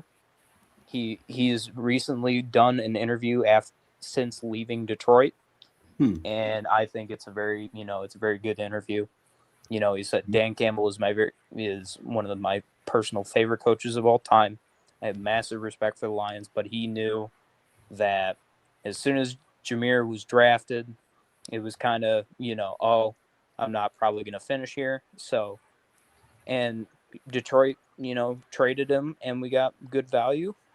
And he got to start somewhere where he deserves to start. And I have tremendous respect for David Montgomery. And that's about it. All right, gentlemen. I will see you probably Tuesday or whenever you guys next come on. It's going to be on Tuesday. Yep. It's going to be on Tuesday. Theo, just know that, here at the Bird Section, we love you and we're holding you up in prayer, man. Thanks, man. Yeah, man. Good to see you, brother. Your absence has been notable. I just want you to know that. So whenever we go for long periods of time without hearing from you, provide the full Theo experience on Tuesday when the power is restored and Theo can start up the air conditioners again. My man. Good to see you, brother. All right, bro. Take care, man. Have a good night, gentlemen. Good night, bro. Good night, chat. That was wild, bro. You know what I'm saying? That was wild. We needed that. Thanks again to Theo. Man, y'all make sure y'all keep Theo and his family in y'all's prayers. Yeah, keep Detroit in prayers, man. Keep Detroit. Yeah, I did not know it was. I didn't know that either. You know what I'm saying? That was new for me. So once again, shout out to Theo and the entire Detroit Lions fan base right there in Michigan. Y'all, you know what I'm saying? Sending y'all prayers from out this way, y'all. Yeah, for sure. Hold on. Here we go. Yeah. Okay. There we go. All right. Very telling. I will say this when I think about it, because New York, they had their own little version of a Christian Parker type of hire. And what I mean by that is Denard Wilson served as Jim Harbaugh's defensive back coach. Oh, yeah. A few years ago. And we forget about Denard Wilson. Denard Wilson, yeah, and he was the Tennessee Titans defensive coordinator last year. Mm-hmm. You know what I'm saying? So I'm just saying, like here you have another example of a secondary coach being promoted to defensive coordinator, and now on his second team filling that role of DC. You know what I'm saying? Yeah. So he was another name that Dallas was talking about too. Denard Wilson. Yeah, I think it was. I think that was the name, Drew. Yep, Denard Wilson was another person that they were talking. And see, go ahead, finish your thought, bro. I don't want to jump off. Like my thought process is when you have that kind of continuity in terms of familiarity with the defensive coordinator and the head coach, and mind you, this is the head coach's inaugural staff on this team, his first year with this new team, first year with a new team in like 20 years, something like that. You know what I'm saying? So if you know when you're making that kind of a move, it's important that your coaching staff is the best that you could find, that you could put together. You know what I'm saying? And I Right. imagine, the thought behind that says to me, I think the Giants are going to shock the shit out of a lot of people. You know what I'm saying? Including us in Dallas. You know what I'm saying? So, it is notable. You don't just look past them. You know what I'm saying? So I'll give them that. Well, we'll definitely see Sunday night when they play the Oh yeah. Cowboys what they looking like. Exactly. You know what I'm saying? And all the things because league commander was on here and he asked, "Are we nervous about playing the Commanders on week 1?" Or who nervous about the There you Commanders? go. That's that. Yeah.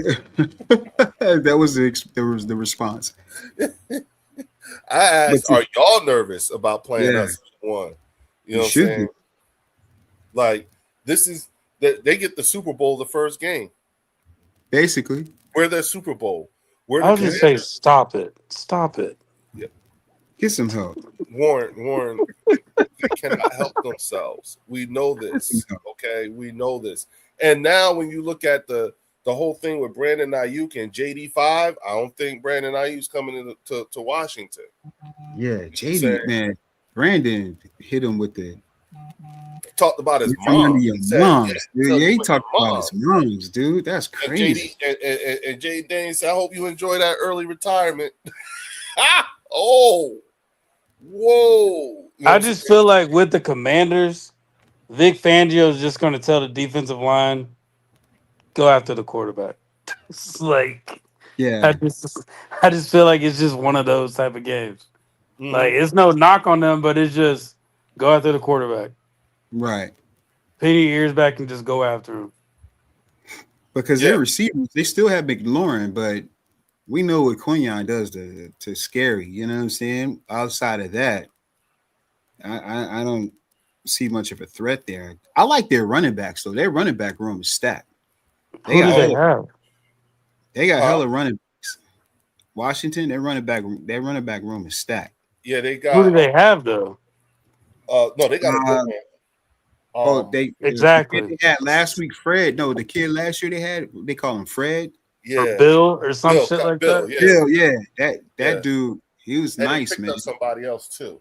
Yeah, I can't think of offhand, but their running back room is pretty decent, and their Yeah. O line is gotten better. Well, So, they picked up the kid from Penn State, right? oh, Oh, was that him? Singletary? Yeah, Yeah. yeah, Oh, Yeah.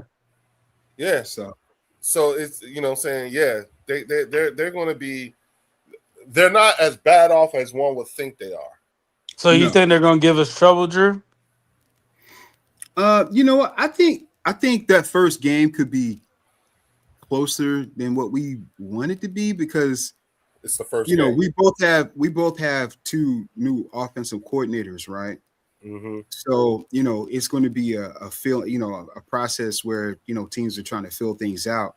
But I think because of our defense, I can see us winning a game like 28-17, something like that. You know what I mean?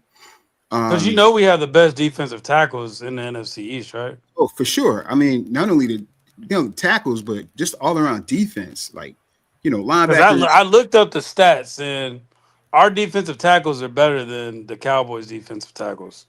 Oh yeah, Kenny Clark our at tackles are like Kenny Clark. Come on, Kenny Clark at who's the other DT? Merle's almost better than Kenny Clark. Quentin Williams. Quentin Williams. Quentin Williams is a dog. I ain't gonna hold you. Quentin Yeah, Williams but is. Let me give you some stats here. I did a little research. Here Come we on with go. it. Come on with it. Let's go. Uh-oh. Quentin Okay. Williams is nice though. So Jordan Davis, Yeah. 72 total tackles, Mm-hmm. 34 solo tackles, Mm-hmm. 38 assists tackles, Mm-hmm. 4.5 sacks. Okay. Yeah. Quentin Williams, 53 total tackles, Damn. 26 solo tackles, Mm. 27 assists, 2.5 sacks. Yeah, but you listen to them, they have you convinced that Quentin Williams is better than Jordan Davis. Let Yeah. alone Jalen Carter. Damn. And That's he for sure. actually had more production with the Jets Than he did than with the Dallas. Cowboys. Huh. Do Yeah. you wouldn't happen to have Moro Jomo's numbers to compare Oh, with I it? got it. I got it. Oh, Let's yeah, do it. of course he does. Let's Of do course it. he So does. so Kenny Clark, uh 36 total tackles, All right. 17 solo tackles, Hmm. 19 assists, 3 sacks. That's Kenny Clark. Now, do you want Jalen Carter or do you want a Jomo first? Give me Jomo first. Jomo, 38 total tackles, 17 solo tackles, 21 assists, 6 sacks. Damn. So his so Jomo, our third string, has better numbers or comparable numbers than Kenny Clark. And Jalen Carter actually has the least amount of production out of all those defensive tackles, but But he that's was hurt. because he's getting double teamed. Right. And he had bad shoulders. And he's Yeah, playing with Jordan Davis yeah, and Moro Jomo. Damn. Yeah, they yeah. can't touch his And now tackle. and then you're gonna add motherfucking what's my man name that we just picked up? Motherfucking The Nigerian Jonathan name. Bernard. The fuck? Oh Oh, yeah. I don't think we're gonna see. We're not gonna see him for like another 2-3 years. No, I agree. I agree.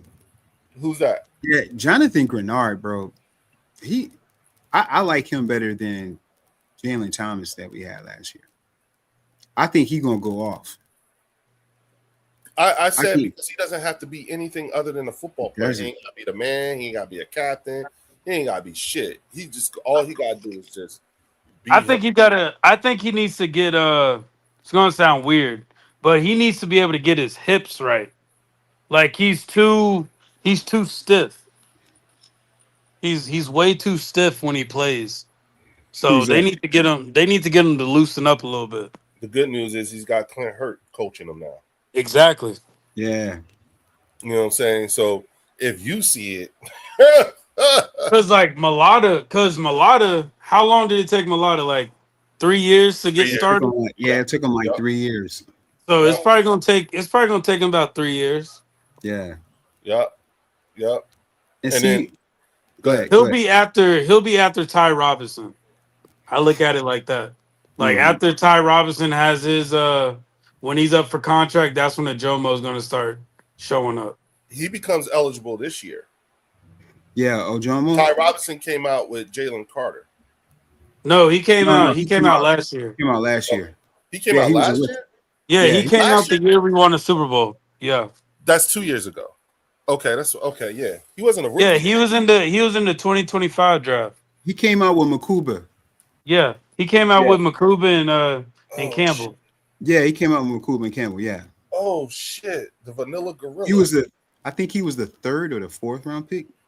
Yeah, I think he was the fourth. Yeah, I think he was like the fourth No, round. third because they got McWilliams in the fourth. Yeah, yeah, yeah. Mm-hmm. Mm-hmm. Mm. So D This line, team is man, loaded. they can't. No team in this division can touch our tackles. No, we have the best interior defensive tackles. Yeah, and I think we have the best front seven altogether. And we have the best secondary. Oh yeah, we That's got the true. best secondary in Yeah. the league. They can't So touch. it's like that's where I'm like, where's the respect at on the defense? But you give all this respect to the Rams. Let me tell you the problem. Here's the problem. You know what I'm saying? Because first of all, the Rams gave up Jared Verse just to keep Myles Garrett from coming here. That's why they did that. Okay. And let's just keep it all the way a buck. You know what I'm saying? The reason why the Los Angeles Rams traded for Myles Garrett was so that Myles Garrett wouldn't come here. Okay. That's Yeah. number one. Number two, I think that at the end of the day, when you hear people talk or lack of talking about the Eagles defense, is because I think they deep down inside they fear it. And as time gets closer and closer, and you hear all these stories, especially when training camp starts, and they start talking about Tariq Woolen and Quinyon Mitchell and Cooper DeJean, just them three, not Makuba, not Epps, or Wisniewski, or not even the front four. I'm talking about just those three, not even the linebackers. That's scary, which is why the Trent McDuffie acquisition was so big for them. Because at the end of the day, Trent McDuffie does bolster that secondary that they have. But Absolutely. personnel to personnel, position to position, as good as they are, and I'm talking about the Rams, you know what I'm saying, position by position, No. compared to the Eagles, their secondary is still suspect compared to the Eagles. Not any other team, just the Eagles. You know, and if they bring when Aaron Donald comes back or whatever, you know what I'm saying, that front four is just going to be scary. That's it, scary. Yeah. You know, now here's the thing. We have a O-line when healthy that handles scary very well. Okay? And that's why I say if I have to face this defense like everyone else does, who's going to play them this year, this is the offense I would want to play. I would want to face that defense. Now, their offense, you have to be running on all cylinders, you know what I'm saying, just to compete with the Eagles defense, to withstand what's coming on, because it's a no-fly zone going on with them. Plus, their pass rush is going to be relentless. You know what I'm saying? It's just going to be relentless. So you better, you know, if I'm the Rams, you know what I'm saying, I wouldn't just get stuck and concentrating on the fact that Aaron Donald is going to be back. I would also be looking at your run game, and I would be looking at that passing game, and hopefully, you know, and I don't mean this, and I'm not trying to be funny or anything like that, but I hope that Puka has gotten through his demons and stuff. You know what I'm Yeah, saying? he was at the all white party over the weekend, so he's clearly Like, at a rehab. oh, really? At what? Mike Rubin's all white party? Yeah, he was out there. Okay. All right. So, hey, sounds like to me like he's doing okay. Hopefully, you know what I'm saying. Yeah, Prayers up. I haven't heard anything crazy about him out here in LA yet. Oh, really? Yeah, he's been low. It's been So low key. no news is good news. That's how we look at it. Yeah. You know what I'm saying? So I will take not hearing things and all that as good news in terms of just being a human and thinking about someone's overall betterment rather than just their football play. Yeah. I can afford to do that. I can afford to be that way, and I don't have a problem with that. Yeah, that's some good stats, Warren. That's good to know, bro. Warren, Yeah, what are your I'll feelings send it to y'all too. Warren, Yeah. what's your feelings on Jalen getting together with the guys over the weekend? I love it. Mm-hmm. Only thing is just I wish Lemon was out there Oh, Makai was. I thought Makai was with him. because I didn't see Lemon out there. Okay. I think it's a move in the right direction. Like that's one thing. I think Jalen typically does that with all of the players. He does. Every season he typically takes them out, but lately it was no AJ Brown was around, but Mm-hmm. now you're getting everybody. Lemon might have been there, Lemon might not, but it sounds like Jalen kind of set it up and had them do a whole weekend thing where they were practicing on the field together and they were like going out golfing. So that's just good. You just building the camaraderie and you building up that chemistry with everybody. Like that's a threat, bro. Like that's a threat itself.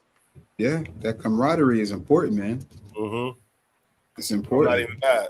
I'm not even Like you mad. got Elijah Moore out there. I saw Elijah Moore. I saw Dallas Goddard, Hollywood Brown, Wicks, Devontae, Stowers. I saw Cooper out there. So it was a solid amount. They're over at the UCF stadium just practicing. So I like it. Yeah. And then go out for golf after. So you just building that chemistry with your wide receivers, bro. Like what else could you ask for? Yeah, I saw the golf footage. That was cool, man. They were vibing. Oh yeah, definitely. And that's what you need. You need that vibe. You need guys that have confidence in your quarterback. You know what I Eric mean? Ohead said he sees Uar Bernard playing football next season. Next season? Okay. Hey, Not this season, next season. Yeah, next season. Okay. Like that's that I'm would sure be he's gonna get tremendous. some. I wouldn't be surprised if he got some preseason snaps. well, we definitely gonna see him Yeah, preseason. I think Yeah, We're yeah, gonna see him in the preseason. My biggest thing is just I don't want to rush anybody out there either. I don't If either. if I just they're want if to they're see. gonna give us the production that we think they're gonna give us, right. um, I don't want to rush anybody out there. No, Yeah, you probably want to give them a welcome to the NFL type deal, but nah. Well, I just had 'Cause this. now you're taking reps away from Ty Robinson.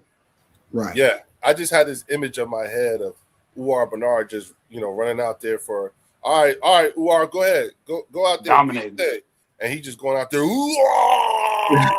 See, that's because you view him like the longest yard, buddy from the longest yard. Yeah, he's so raw. I love little Michael. Yeah. Yeah.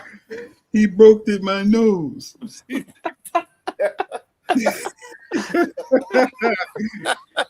That's why you view him like that. So it's he's a monster. Shardy said, "I want to see Uar chase a motherfucker down on special teams." Yeah. Come here, give me the ball. I got you. Or when Nelly goes up to his ear, he's like, "You know what he called me?" What did he call you? What is that? What does that Oh man, that's funny. Man. Seganya. That's look when he go out. Whenever he step out on the field, that's what they need to play over the The sound. Lion King. Yeah, as soon as he That's walks hilarious. out,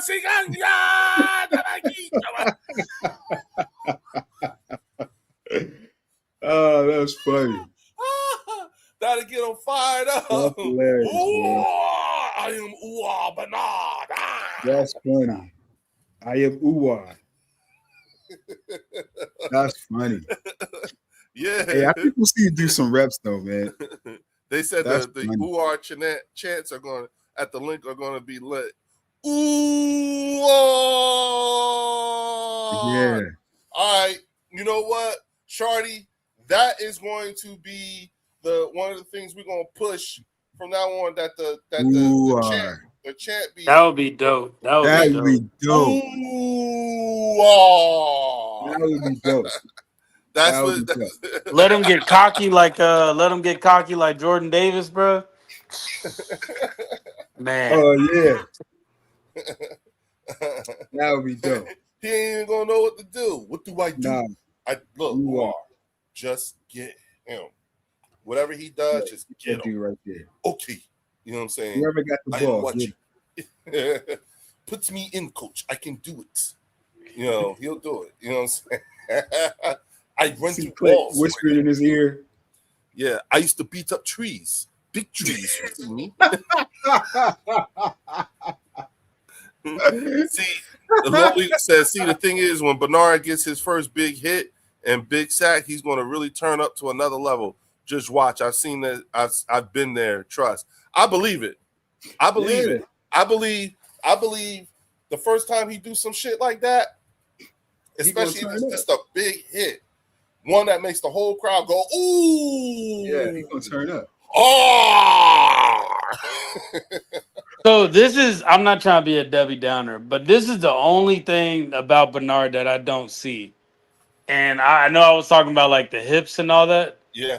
He doesn't, as big as he is, he doesn't look explosive yet. No. I think that's the biggest thing. I don't like think he doesn't look explosive yet. Look, you know what I think, like what I've seen of him, you know what I'm saying, in his drills and the things that he's doing, you know what he needs? He needs athletic flexibility. He's too Too stiff. He's too stiff. He needs to, like he might need what I think he really is going to need. He's going to need a really good stretching coach. You know what I'm saying? The training crew is going to be important because they're going to have to stretch him. You know what I'm saying? And what I mean by stretch him, meaning like his muscles are going to have to get used to being pulled back so that he has that, like, so he's able to, properly grow into that explosiveness that Warren's talking about. Because I believe him. I agree with Warren. You know what I'm saying? That's the stuff. Now, here's the thing. Those are I believe those are the things that if D'Angelo were here, I believe D'Angelo would say, yes, that's what coaching would do. Yeah. You understand what I'm saying? Because you know how D'Angelo makes that distinction between coaching and then natural born talent. You see what I'm saying? Somebody like him, you know what I'm saying? I think he's just, like he just doesn't have that fluidity within his hips, his everything, his arms, his shoulders, everything. He hasn't, hey man, this motherfucker been beating up trees and tires and shit. You know what I'm saying? Now he's doing this. Yeah, I'm with you on that. My only pushback would be, all right, now I know they have him stated as a defensive tackle. If they're going to keep him at tackle, then he might not need that as much. Right, all right. The first thing they're going to teach him is bull rush. That's the very first thing he's going to learn. Whether it's edge or defensive tackle, they're going to teach him the bull rush. Mm-hmm. You know what I'm saying? So are they going to keep him at tackle, or are they going to move him around, or are they going to try and keep him or put him as an edge rusher? Because I know they have him as a tackle. Yeah, he looks like an edge rusher though. He does look like an edge rusher. You know what I mean? But in this day and age, at defensive tackles, like look what they do with BG. They'll put a guy like that who's solid, not so wiry, and do a bull rush or try to get penetration in the middle of to collapse that pocket. So if that's what they envision, I mean, it's going to be interesting. Do y'all see him as maybe being a Gennard replacement when Gennard leaves? In the amount of time that Gennard has with us, yes, I can see that happen. I think that's the vision. The vision. That's perfect. Look at what Low Eagle said. That's why he's a work in progress. Clint Hurt is not going to let him fail.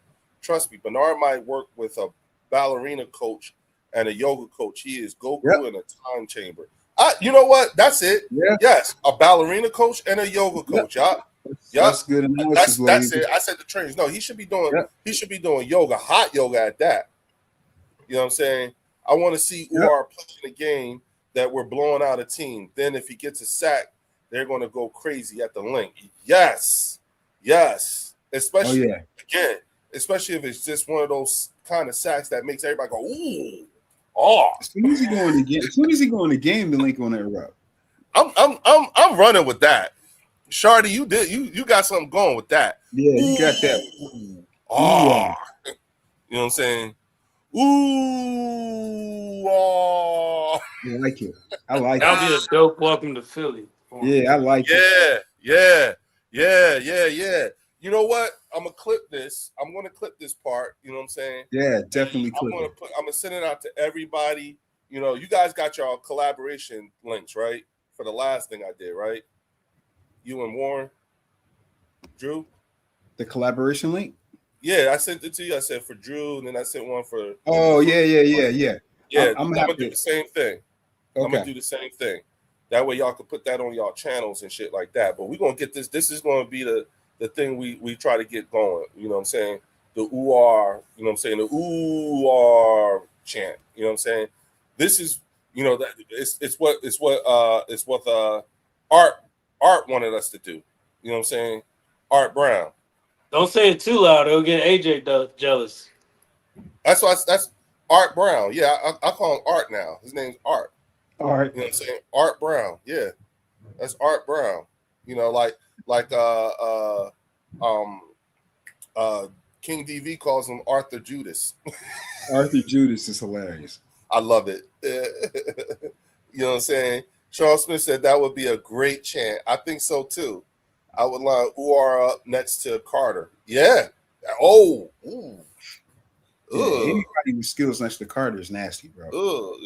Yeah, and let me tell you something. I truly believe that Clint Hurt can turn Bernard into a goon. He looked like you know what I'm saying? He got the look of a goon. Just set his ass loose. Tell him, Uar, go out there and fuck that dude up. Okay, coach, I'm on it. You know what I'm saying? I am sorry, but my coach Hurt says that I must hurt you, so I'm going to hurt you. Yeah. He said the power of Black Panther will not be stripped away. The power of the Black Panther will not be stripped away. Yeah, that's what we need. You need that. You need that sound. You need that soundtrack when they coming out. Yeah, that's what they do. The one from what's my man name? You bald-headed demon. Yeah, you bald-headed demon. That the dude that said that, you know what I'm saying? Yeah. You know that chant? That's what they put out when he walk out. You know what I'm saying? That would be fine. That'd be dope. That would be dope. Yeah. Here they come. No, but and then looking at it too, since he's an international player, I don't think I say international players anthem. Since he's but no, I was we know what you meant, bro. but I'm just thinking like I wonder what his contract's gonna look like. Cause he's probably not gonna be one of those people asking for buku bucks with an agent. You know what I mean? Uh-huh. Sure it's like he's gonna be affordable to where he can stay an Eagle. He'll probably stay an Eagle forever. Who? Bernard? Yeah. Yeah, man. Yeah, like I can't see him getting traded somewhere and like he was going coming off to America here. And look what they did with Mailata. Yeah. You know what I'm saying? Mailata's not going anywhere. Mailata's been on the team like what, 6 years now? 6, 7 years? Yeah, Mailata, he ain't going nowhere, bro. They just sold Mailata done got a family and everything out here now, bro. He ain't going nowhere. He got married. Exactly. Yeah, this is it. You know what I'm saying? He ain't going nowhere. You know, like I ain't mad at that. You know what I'm saying? I ain't gonna front. The Mexican fans is savage right now. You know what I'm saying? The motherfuckers. Are they winning right now? Last night, no motherfuckers was they was out there shooting fireworks directly at England's hotel. What? Yeah. Hooligans. Pew, pew, pew, pew, pew. You know what I'm saying? Oh, they're playing in Philly? Yeah. No, I don't know where they're playing at. I know Mexico's playing New England. Is it New England? Wherever Mexico's playing at, that's where it's going down at. Yeah, I thought they were in Philly. I had to look it up. But what are you guys' expectations of Jahad Campbell this season? Dog. Yeah, I think the way he started off last year, he was on his way for Rookie of the Year. And if he's healthy, I expect big dividends from him, man. I'm gonna tell you who I'm excited to see this year. Shmael Munden.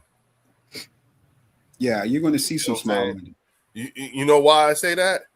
Because we rarely talk about him. And if we are rarely talking about him, that means he is hyper focused on the fact that no one's talking about him. He's gonna give people something to talk about. I wonder if they're thinking about making him an edge rusher. I'm just curious. Smiles? Put him on the edge, yeah. I wonder if they're willing to do that because remember we got Bond. After Bond this year, he's gonna be gone. I think we're gonna see a lot of rotations with Campbell and Trotter because when Bond leaves, we're gonna have Trotter out there, and the next generation is gonna be Campbell and Trotter. That's what I'm thinking. And that's what's gonna be nasty, bro. Yeah, that's gonna be nasty. Bro. I think Trotter's gonna be our replacement for Dean, bro. I agree. Like, watching the way that he's playing and like how they developed him right now, because he's only been working under Vic. So since he's been in the league, so like, I'm excited to see that, bro. Like, but hold on, but Warren, Dean was mentoring him too, bro. Oh yeah, he was definitely mentoring him. He was sitting under Dean, man, taking all of that in. Mm-hmm. Yeah. Mm-hmm. And you know who else? You know who else I want to see preseason? The unrestricted free agent they signed, the linebacker that played with Campbell in Alabama. Oh, you talking about Daquan, The linebacker. No, the linebacker.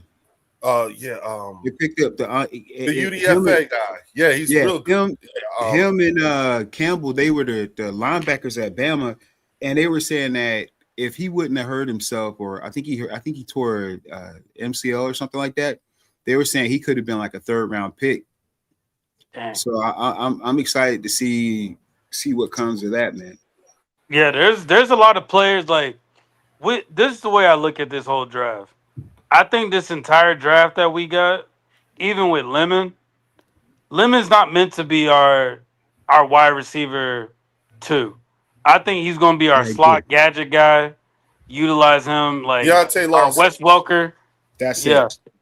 Yeah. I like our Wes Welker, Julian Edelman type player. That's how I see them utilizing him. If they from what Sean Mannion's saying, he's trying to make this offense a little bit like that Rams offense with Todd Gurley. Yep. That's what they're aiming for. That Todd Gurley type offense, where you're utilizing the run game, but you're also utilizing the receivers and tight ends that you have to make plays. So Well, remember we picked up that one guy, Daquan Wright. That's the tight end from Ole Miss that we got. I think it's going to be Dallas Goedert, Eli Stowers, and Daquan Wright. You know what I'm saying? Because he was turning heads too. You know what I'm saying? Yeah. So, No. Facts. Yeah. But the other kid they got from Green Bay, what's the tight end? They picked. we picked up the tight end from Green Bay. Yeah. Who we got? What is his name? I didn't know we picked up a tight end from Green Bay. Yeah, he played with Green Bay. I know we got Green Bay's tight end coach. And we picked up I can't think his specialty is run blocking. That's his specialty, run blocking. So I'm thinking that if he knows the playbook, he's coming in on the playbook. I think the kid that we talked about, the unrestricted free agent, would have to fight to get him off the squad. I don't know if that'll happen because the kid, the tight end we got from Green Bay is a real Munt. That's it. Thank you, Twiz. Munt is like a mauler, and his specialty is the run game. So, and I think that's what we're going to implement a lot in this. And he's coming from that. He knows the scheme. Like him and Wick, him and Dontarian Wick, they're coming from that scheme over there. So they kind of have a leg up where they know the scheme. So Munt, I think, is probably for me a shoe-in. If we keep 3 tight ends, it'll be like Goddard, Stowers, Munt, unless the kid, the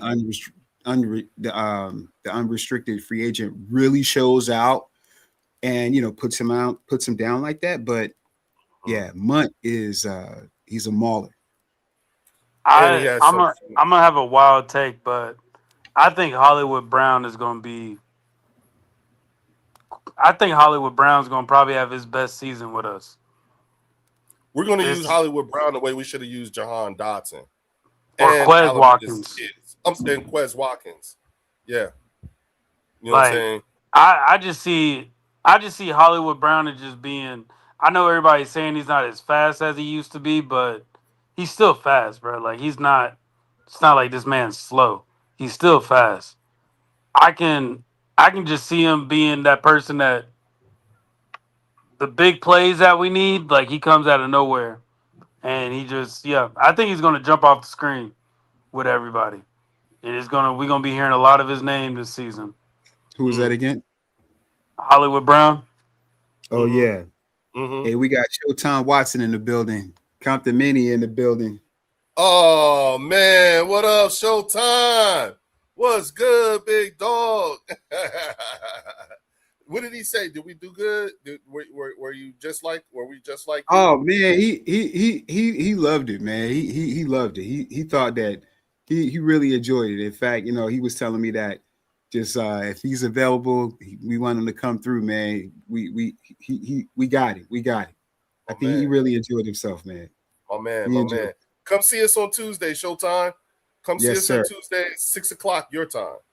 They Okay? asked about Cole's wins Newski, that Cole was. safety, Oh bro, yeah. bro. I He's heard he's just as good as Reed just as good as Reed. That's what I'm or better. hearing. He's probably more talented than Reed, but I don't think he's I don't know, bro. Like Reed was smart. He That's was. one thing that we're gonna be losing, taking Reed away. Like Reed Blankenship was a smart player. He Yep. may not be the most athletic or talented, but he was a smart player. He So, He's was hurt very right smart. now, isn't he? huh? He's hurt right now, isn't he? Blankenship? No, no, Yeah. no. He's with Houston right now, but he's not Yeah. hurt. I know He's N'Kobe hurt. Dean. They said was hurt. Yeah, I heard Yeah, so N'Kobe's banged up. yeah, I heard Reed struggling down there. Yeah, he did. He admitted that on the podcast. He's trying to get used to their system and the way they run things. But remember, we utilize Reed the way that we needed to utilize him, to where a lot of teams might not be able to do that. Oh, I So mean, not knowing how to actually use him. yeah, like I don't. When the type of player that Reed is, he was around a lot of talented players that could make plays. Yeah. So even though he's probably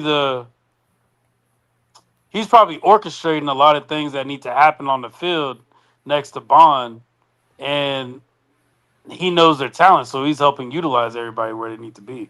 He knows where everybody needs to be at. So I think that's one thing that we are going to be missing not having Reed. That field general. Mm. Yeah, I think Zach Bond's going to do an okay job, but Zach Bond's an asshole, bro. Like You already know how I feel about him.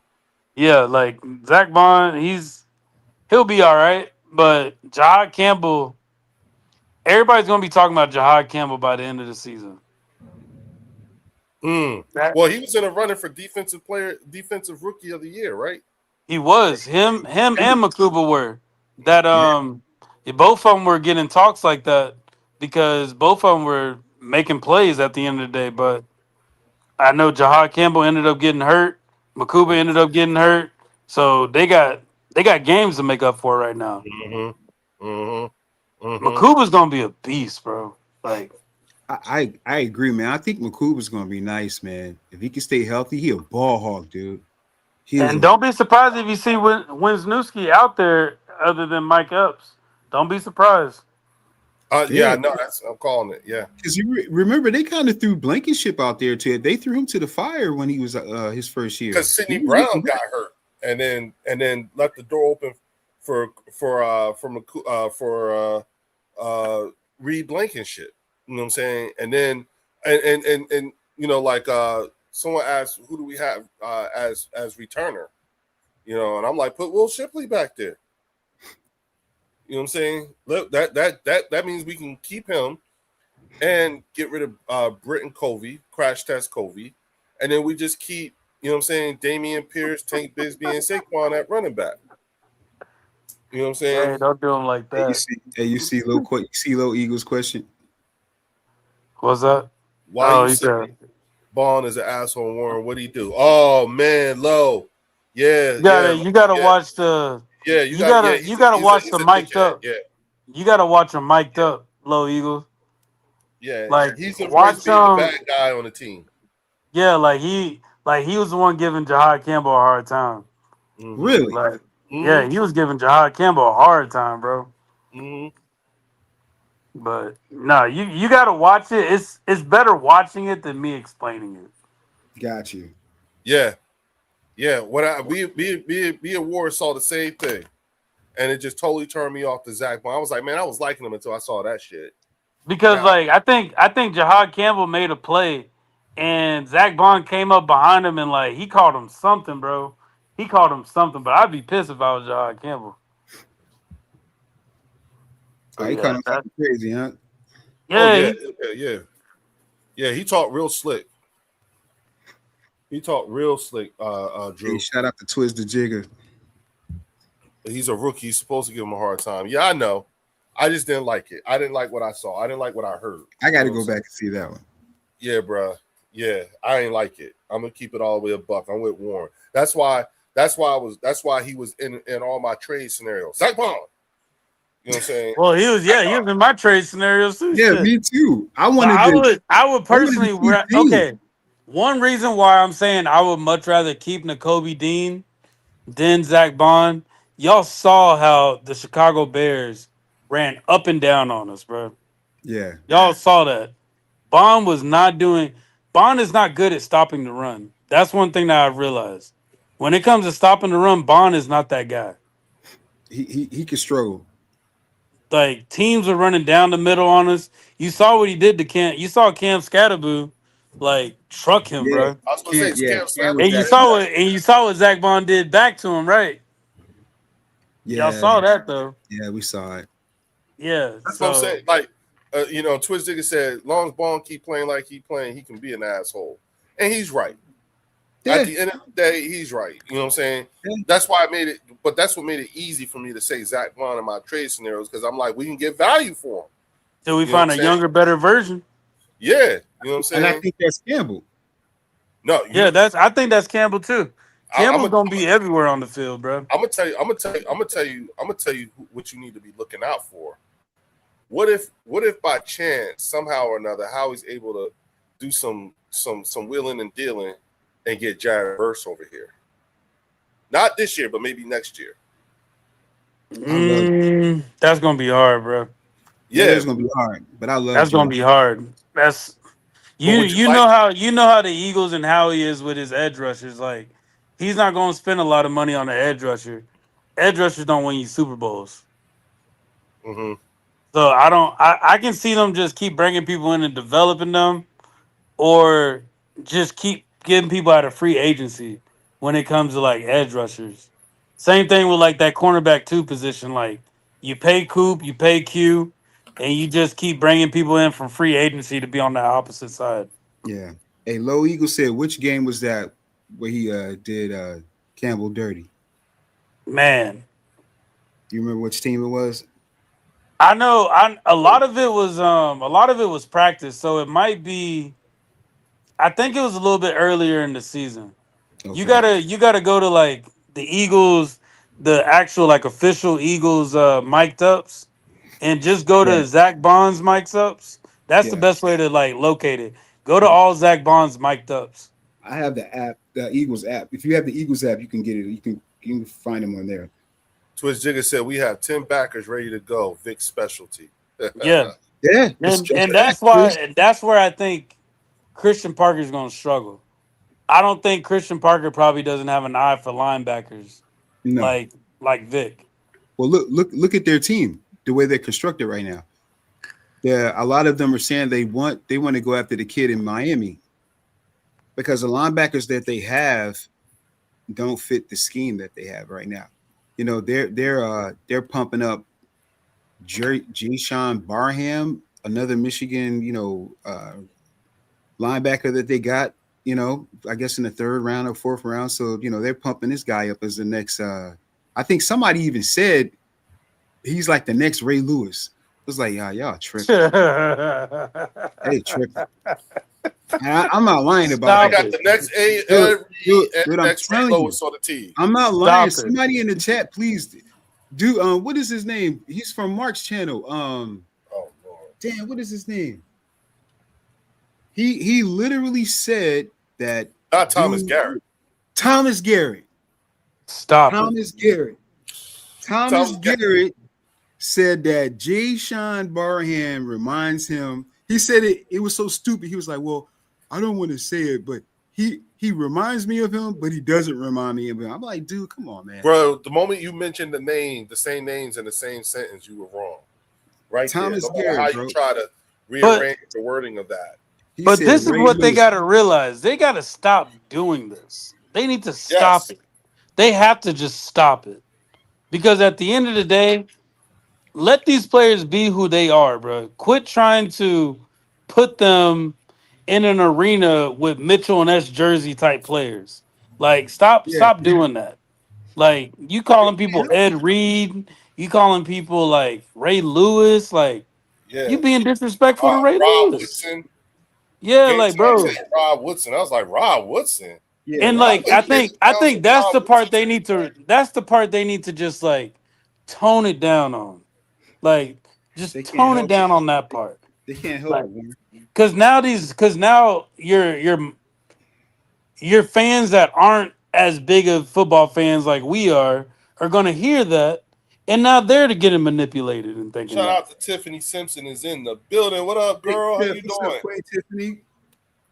Like we got Sean Mannion, he was with Sean McVay, Shanahan. You don't see none of us saying, "Oh, he's the next Shanahan, he's the next Sean Mc." We just want to see what you gonna do. Yup, What you gonna do? yup, What you doing with yup, this team, bro? yup.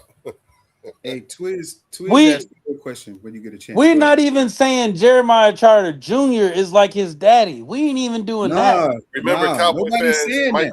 Micah and LT warned. Yup, yup, yup. Yep, Sure did. They said Micah was the next LT.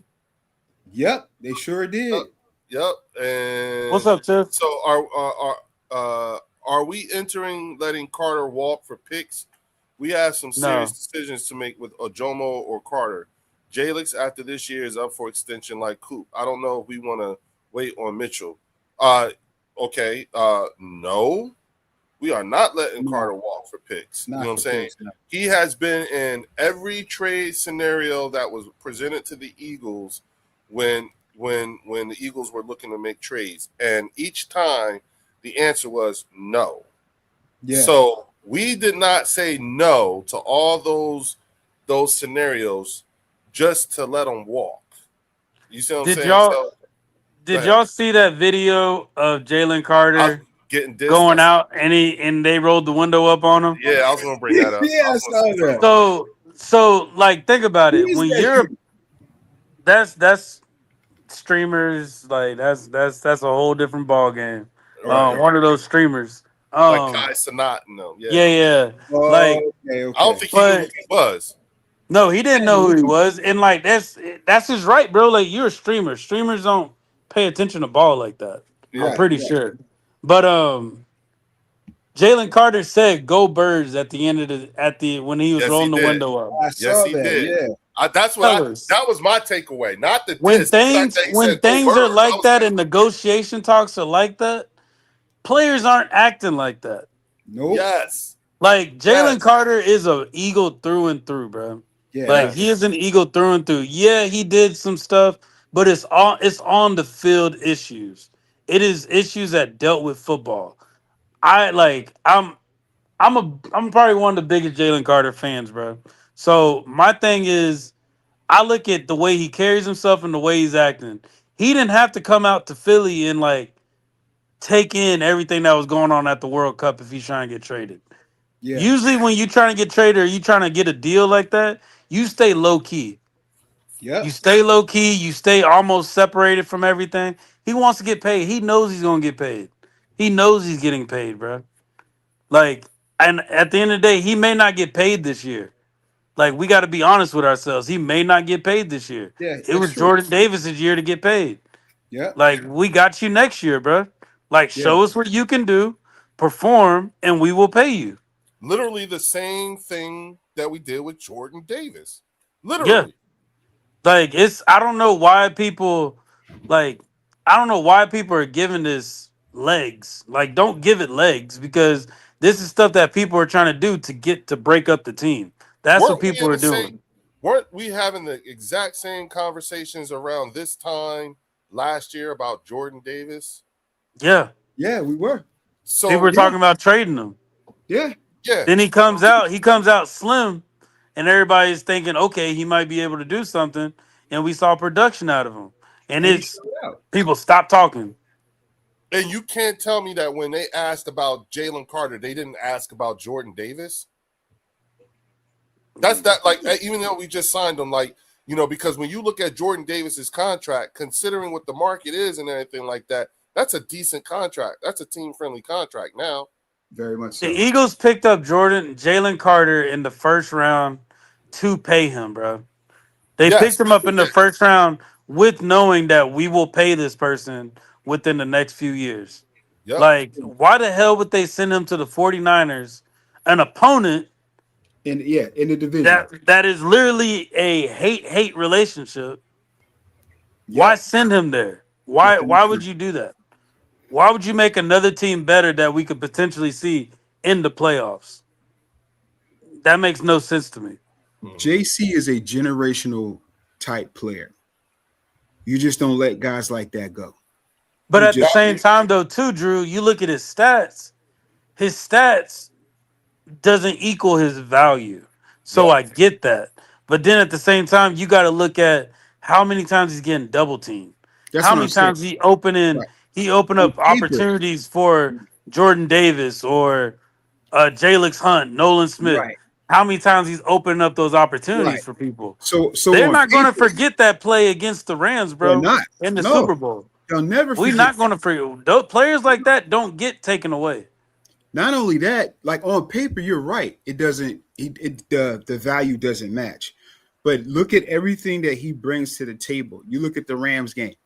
You look at that sack where he smacked Patty in the face crazy and made him fumble the ball. That was wild. I mean, he slapped Patty in the face like I almost called 911. It's like, damn, what is going on out here? This dude was just manhandling those dudes. Did you hear the mic? Did you hear the mic'd up? Pat was like, "Damn." I never heard the, oh, really? I never heard Yeah. the mic up. I need to go listen to that, John. Yeah. Or yeah. even the him and Jordan Davis freelancing. He goes up to Jordan Davis and tells him, I "Yo, heard that. this kicker, he kicks low. He kicks low. We just got to put our hands up." He Yes. told Jordan Davis that. Yeah. And he know Jordan Davis is what? 6'8"? Yeah, but he said either one of us, bro, we both just put our hands up and jump. We can block this. So Yeah. why would you get rid of somebody like that can be a game changing player at the end of the day? Because that's what he is. He's a game Yeah. changer. And you know what else I like? You know what else I love that he does? And I think he's gonna get one day. When when he when the dives under the center's feet, he tries to catch the when he ball, tries to ground the ball. spike down. I shit you not, Drew. I think Dude. the same shit. I'm like, yo, He's going to get it one day, bro. He's going to get it. And it'll probably be Dak Prescott that does it. He's going to get it. Yep, he's going to get it. It'll probably be Dak that does it. Yep. And I just really ruin do the believe that Cowboys. that Jalen Carter is going to get one of them down grounding. He's going to get one. Somebody going to just be all nonchalant with the shit. He's going to dive on it, slide under somebody, and catch that shit with his fucking hands. I bet money on it. Look what 63X said. NFL's going to lose their mind when Hurts and Carter get paid at the exact same time. You motherfucking right. Hey. You are motherfucking right. Hey. You know what I'm saying? We talk about Tiffany, Howie, Tremaine, Roseman. Let's get it right. We know what Tremaine do. We know what Ski Mask Howie do. Come on now. Who's possibly after this year? We have the chance of probably Dallas Goedert walking away, possibly Lane walking away, possibly Lane like Landon Dickerson walking away, Bond walking away, Tariq Woolen. If we don't re-sign him, Marcus Epps possibly, Ajomo. Like we're gonna free up all this space in cap to be able to pay these players. Warren, real quick, shout out to Linda Kynes with the $5 super chat. Warren, she says Howie always puts the contract on the end of the extension, along with the guaranteed money up front to lighten it up on the cap. Facts. Yeah. Facts. You know what I'm saying? Yeah. AJ Brown just messed it up for us though. But it's okay. Yeah. He messed up his own legacy, man. What is it? No, he did mess it up for us though. Like the way we moving money and all that, like it all works if a player is trying to leave, like what he did, like we still gonna be losing money this year and next year. 21 this year and 22 next year. I think. Yeah, a portion of that can go getting paid for somebody else. But Absolutely. I'm pretty sure they told Jalen Carter's agent, like, let us deal with this AJ Brown thing first. Like, let us deal with this issue and let's figure out a way to where we can work out the money on that. Then we can take care of you. because that AJ Brown, bro, like that's hurting us. The way we do our deals, it all works unless a player wants to leave. Right. Mm-hmm. So he did hurt us doing that financially. Like that Mm-hmm. that's but we did our due diligence. We sent him somewhere he wanted to go. Shardy McFroggy said, "We got Willie motherfucking Lampkin. We good." I want Twist to is see right. Willie, man. Gotta I'm say ready that to see this not Willie Lampkin make a play. yeah, and I don't think we lose Reek because they want to move Coop to safety eventually. Okay, you know what I'm saying? What? That's a bag. That's I a know it was bag. good, Dr. Jen. So don't say nothing. That's a Just give me a bag. thumbs up if it was if it was good. That's all I need to know. Just give me a thumbs up. It was good.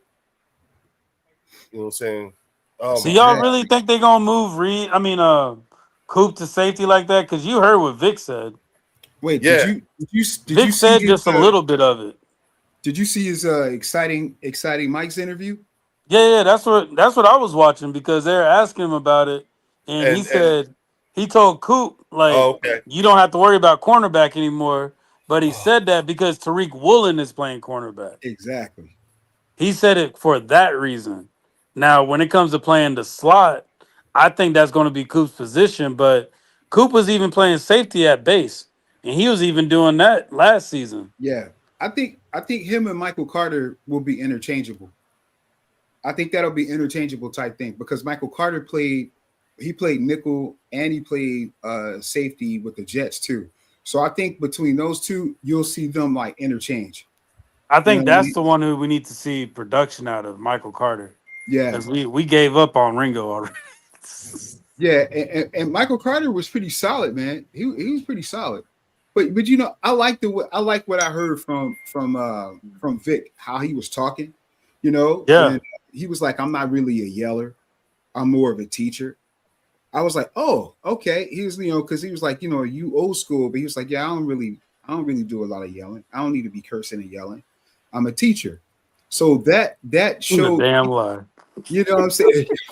I'm sure he cursed like a sailor, but that showed me that all this delusional talk about CP Lombardi Yep, really taking yep, over and having such an impact that they think he does. Not yep. saying he didn't, guys, but the impact, the person you think he is, he's not that, guys.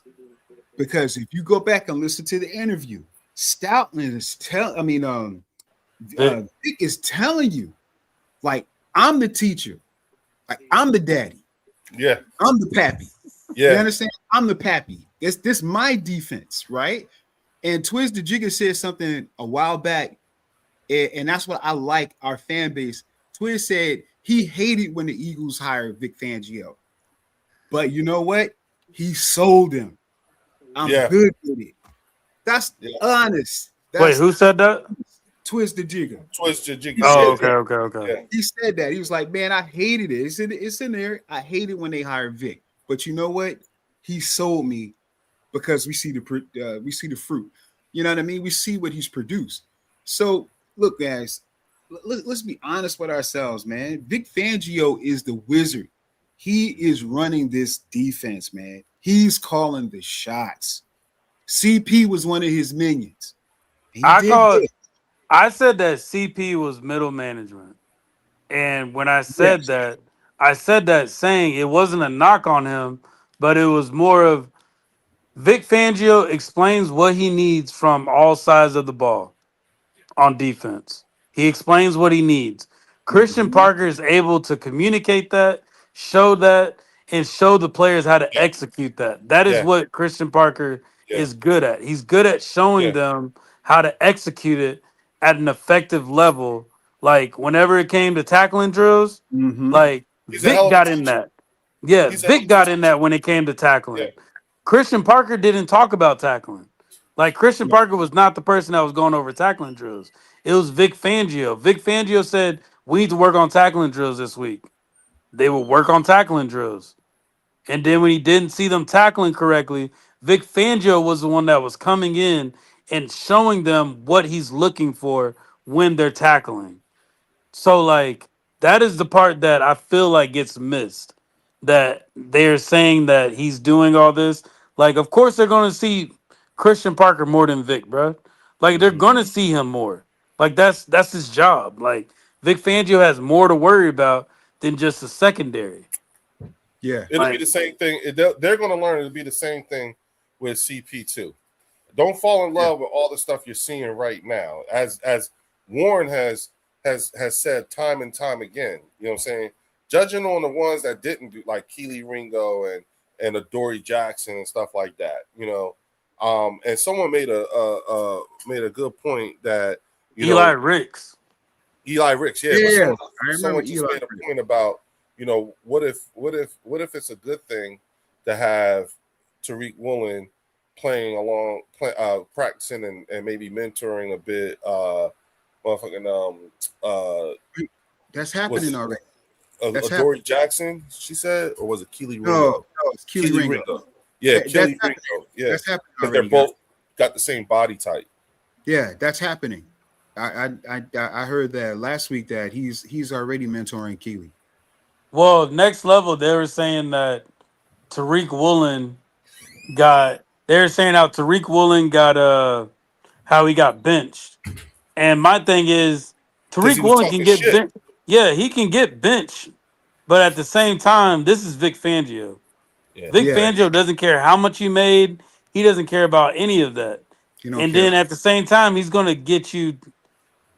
Vic, if y'all seen the way Vic Fangio was talking about when they found out they got Tariq Woolen, did y'all hear about I like saw. during his Yeah. No, interview? what he was saying? Not the Exciting Whites interview, No. but Yeah. not the Exciting Whites It was a podcast. But I just winning want to know. when they did the expression. interview, when they interviewed the OC, the DC, and special teams coordinator, when Yeah. they asked him about Tariq Woolen, Vic Fangio said that I'm surprised that the Seahawks were willing to let a player like that walk. Yep. And he's like, there's so many things that you can do with the cornerback like that, with the height that he has, and with the speed that he has, to where he can like Vic Fangio's excited. Like Yep. at the end of the day, he's excited. Remember when we got Adoree Jackson? What did he say? I didn't even know who he was. I had to watch his film. Yep. So it's like Yeah. He said that. he said, I didn't even know. I had to watch film to know who the guy was. Wait a minute. Can you do me a favor? My wife had came in here and I had to pause. I had to mute for a quick second. Could you tell me what Vic said about Tariq Woolen again? No, he was saying that when he saw that Tariq Woolen was not getting extended with the Seahawks, he was surprised because the type of cornerback and the body style and just his overall like just him as a player, Mm-hmm. how they didn't extend him because he sees the things that he can use with him, how he can utilize him. So he was excited about that. So he When was he's on. not excited about a player, bro, he lets people know. No, yeah. He makes it short and sweet. He does not talk about them. Yeah. Uh-huh. Look what he did to Devin White. Remember Devin White? Yeah, Quick. He's he like, made oh, it short Devin and White sweet can with play him. special Quick. teams. Yep. Quick. He was like, he playing special teams. I was like, damn. Yeah. It was, and then it was like, oh, he ain't making it. Okay, security. Yeah. They said we're going to Brazil. You're not. It's Yeah, like, you're not Yep. going, buddy. Yep. No. like Ain't no we. It's us. You staying home. Shit. That must have hurt. He must have felt like Jalen Carter getting the window rolled up on him. That should be a meme. That's gonna be a meme. That's going to be he a said, meme. Vic's a meanie. Vic's a Yeah, meanie. Vic's a meanie. But that's true. Vic don't hold his tongue. If he like you, he like you. If he not rocking with you, he not rocking with you. Here's the thing. The talk when he got here was, and this was coming out of Miami too, which was, it's one or two ways. Either you like him or you don't. There is no gray area with him. You know what I'm saying? And most of the players that don't like Vic Fangio are mostly veteran players. You know what I'm saying? Because they don't like, now here's the thing. His style of coaching, them Georgia boys love that shit because they get coached hard. And they all said it at different times. Yeah. You know what I'm saying? Vic ain't It's because they had Kirby Smart. Yeah. Yeah. So they're accustomed to that shit. You see what I'm saying? And it's like, hell yeah. You know what I'm saying? And that's why I said, like, yo, I think this defense, look at them, y'all. Look at them. Look at them. Those some motherfucking goons, y'all. Those are And some. then Coop done got bigger, looking like Terminator. He Yeah. started Yo, looking like what you been? Who Thor. you been working with? BD? You Yeah, know he what I'm looking like saying? Thor out this joint. And then Q's only gonna get better. He just gotta work on it. Why didn't Christian Parker help him with his interceptions? Yeah, His how come he ability ain't to work catch. with his hands? Somebody ain't put him on the jug machine. Somebody ain't Yeah, ice up ain't wet no balls and put it on the jug machine. That's what Slade would get on him too. He'd be like, "Yo, he's good. He just can't catch." yeah. Mm-hmm. And Tariq Woolen is a former wide receiver, if I'm not mistaken. Oh, okay. That's why he Yeah, plays. he's a former wide receiver. That's why he plays like that. He knows. Okay. So throw the ball over there if you want to. Mess around and find out. Yeah. There's a lot of things to be excited for with this defense. This defense, there's a lot of excitement with them. And what I And wanted to then also, they're only building and building more and more chemistry with each other. Like one of that's the all that's things, happening. Year like one three. of the things that I wanted to say was, and we all have to understand something. You know what I'm saying? Jalen Carter, his best days are still ahead of him.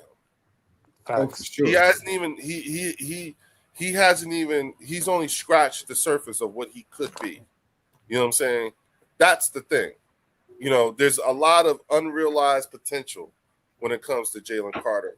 And I often think about, like, I'm gonna tell you who I compare, like who I think of when I look at Jalen Carter, and I think about him as a whole. I think about Jerome Brown. Yep. I Yep. was going to say You know what Jerome. I'm saying? Because they were both drafted number 9 in the first round. Yeah. Mm-hmm. You know what I'm saying? But it's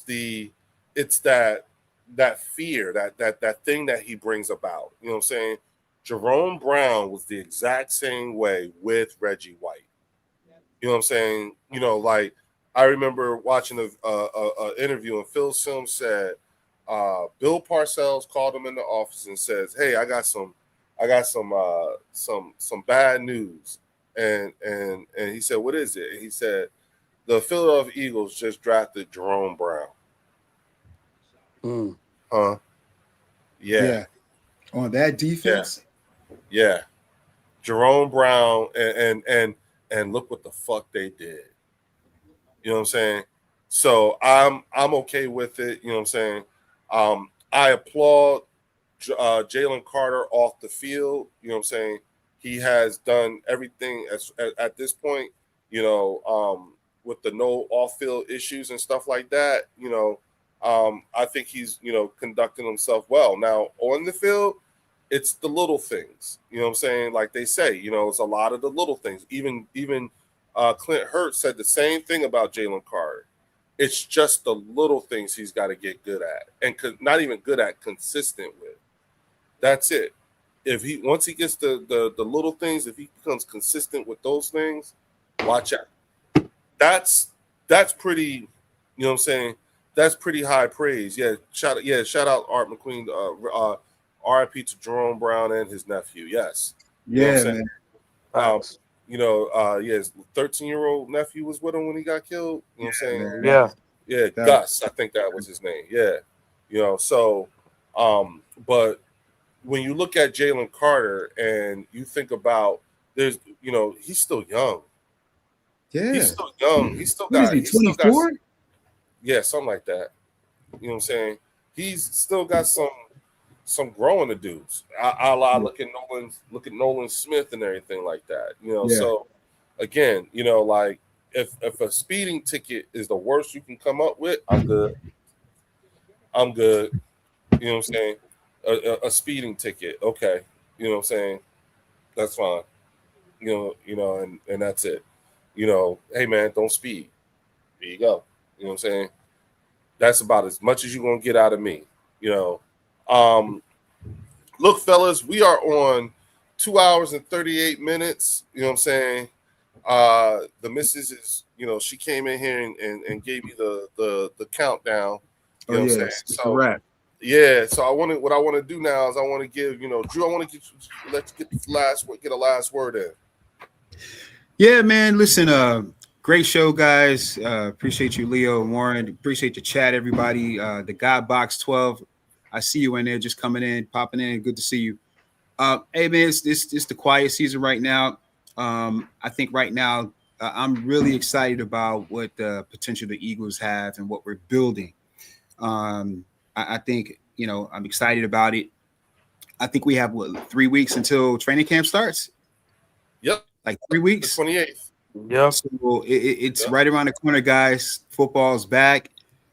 Stay focused and go Birds. Go Birds. There, Warren, you got it. Nah, just everything that Drew was saying, and let's just get ready for this defense, guys. Let's get ready for this team. Jalen Hurts knows what he got to do. I got confidence in this defense. I'm just ready for the season to start. Like, I'm just ready at this point. Like, I'm Yes. tired of hearing all the rumors and speculations and all that stuff. I just want to see football get played, bro. Like, I'm just ready. Well, look, y'all. First things first, I want everybody on your way out. Make sure you hit the like button. And again, if you look in the description, you'll see the links to the Eagles Collective podcast, Drew's channel, King DV Sports, and Dallas Cowboy Fan 1980. Hit all those links and go on over there and subscribe to those people. Thanks to Drew and Warren for coming through, y'all. I'm excited. Again, this has been the fastest off season ever. Still, as much as I want to see the season get started, I still think that this has been the fastest off season of ever. You know what I'm saying? And you guys are a big part of that. So thank you, both of you, and also to all my channel members, all our subscribers. You know what I'm saying? There is. I will say this: the concerns are genuine and they're valid. You know what I'm saying? But the excitement is also valid as well. I believe. I'm excited about. Before I even begin to get excited about the season, I want to enjoy the excitement about everything that's going up, leading up to training camp. The things that think about everything we just talked about today that we don't know, that come a month from now, you know what I'm saying? How many more answers are we going to have? How much more shit are we going to be talking about? The things that we're going to be saying and hearing, all that stuff. So again, hit that like button. You know what I'm saying? Y'all know what that is. Go to some of the old videos we got on there and hit the hype button. All you have to do is just scroll left of the comments. You'll see the little dots, just swipe left. And you'll see the hype button. So go ahead and hype up those videos for us too. Go to each of our channels. That really helps us a lot. Shout out to everybody that was in the chat. Again, here on the Bird Section, we are not going to waste your time with no dumb shit and stupid ass rumors and everything like that. We're going to continue to call out the dog whistling, the gaslighting, and the cultural tone deafness of a lot of the people that are the talking heads here. And YouTube. So and in the meantime, again, y'all are justified in your excitement about this team, about this training camp and the season. Okay, with that, I will say I will see y'all right back here on Tuesday night. Shout out to Phils. Oh yeah, hey, shout out to Fells too, Phil. dog. You know what I'm saying? Where you at, bro? Yeah, shout out Fells. You know what? I'm gonna tell you what the problem is with Fells. Fells it's Sunday. Fells ain't looking for us. Nah. Fells posted up. Yeah, Fells is not even looking at YouTube. Yeah, he recovering from yesterday. Yeah, he recovering. Recovering. Yeah, in Philly too. Shit. Oh yeah, he recovering. Talking big shit too. You know what I'm saying? We'll see him on Tuesday, y'all. With that, I will see y'all right back here on the Bird Section. Oh, go Birds. Hold on, fellas.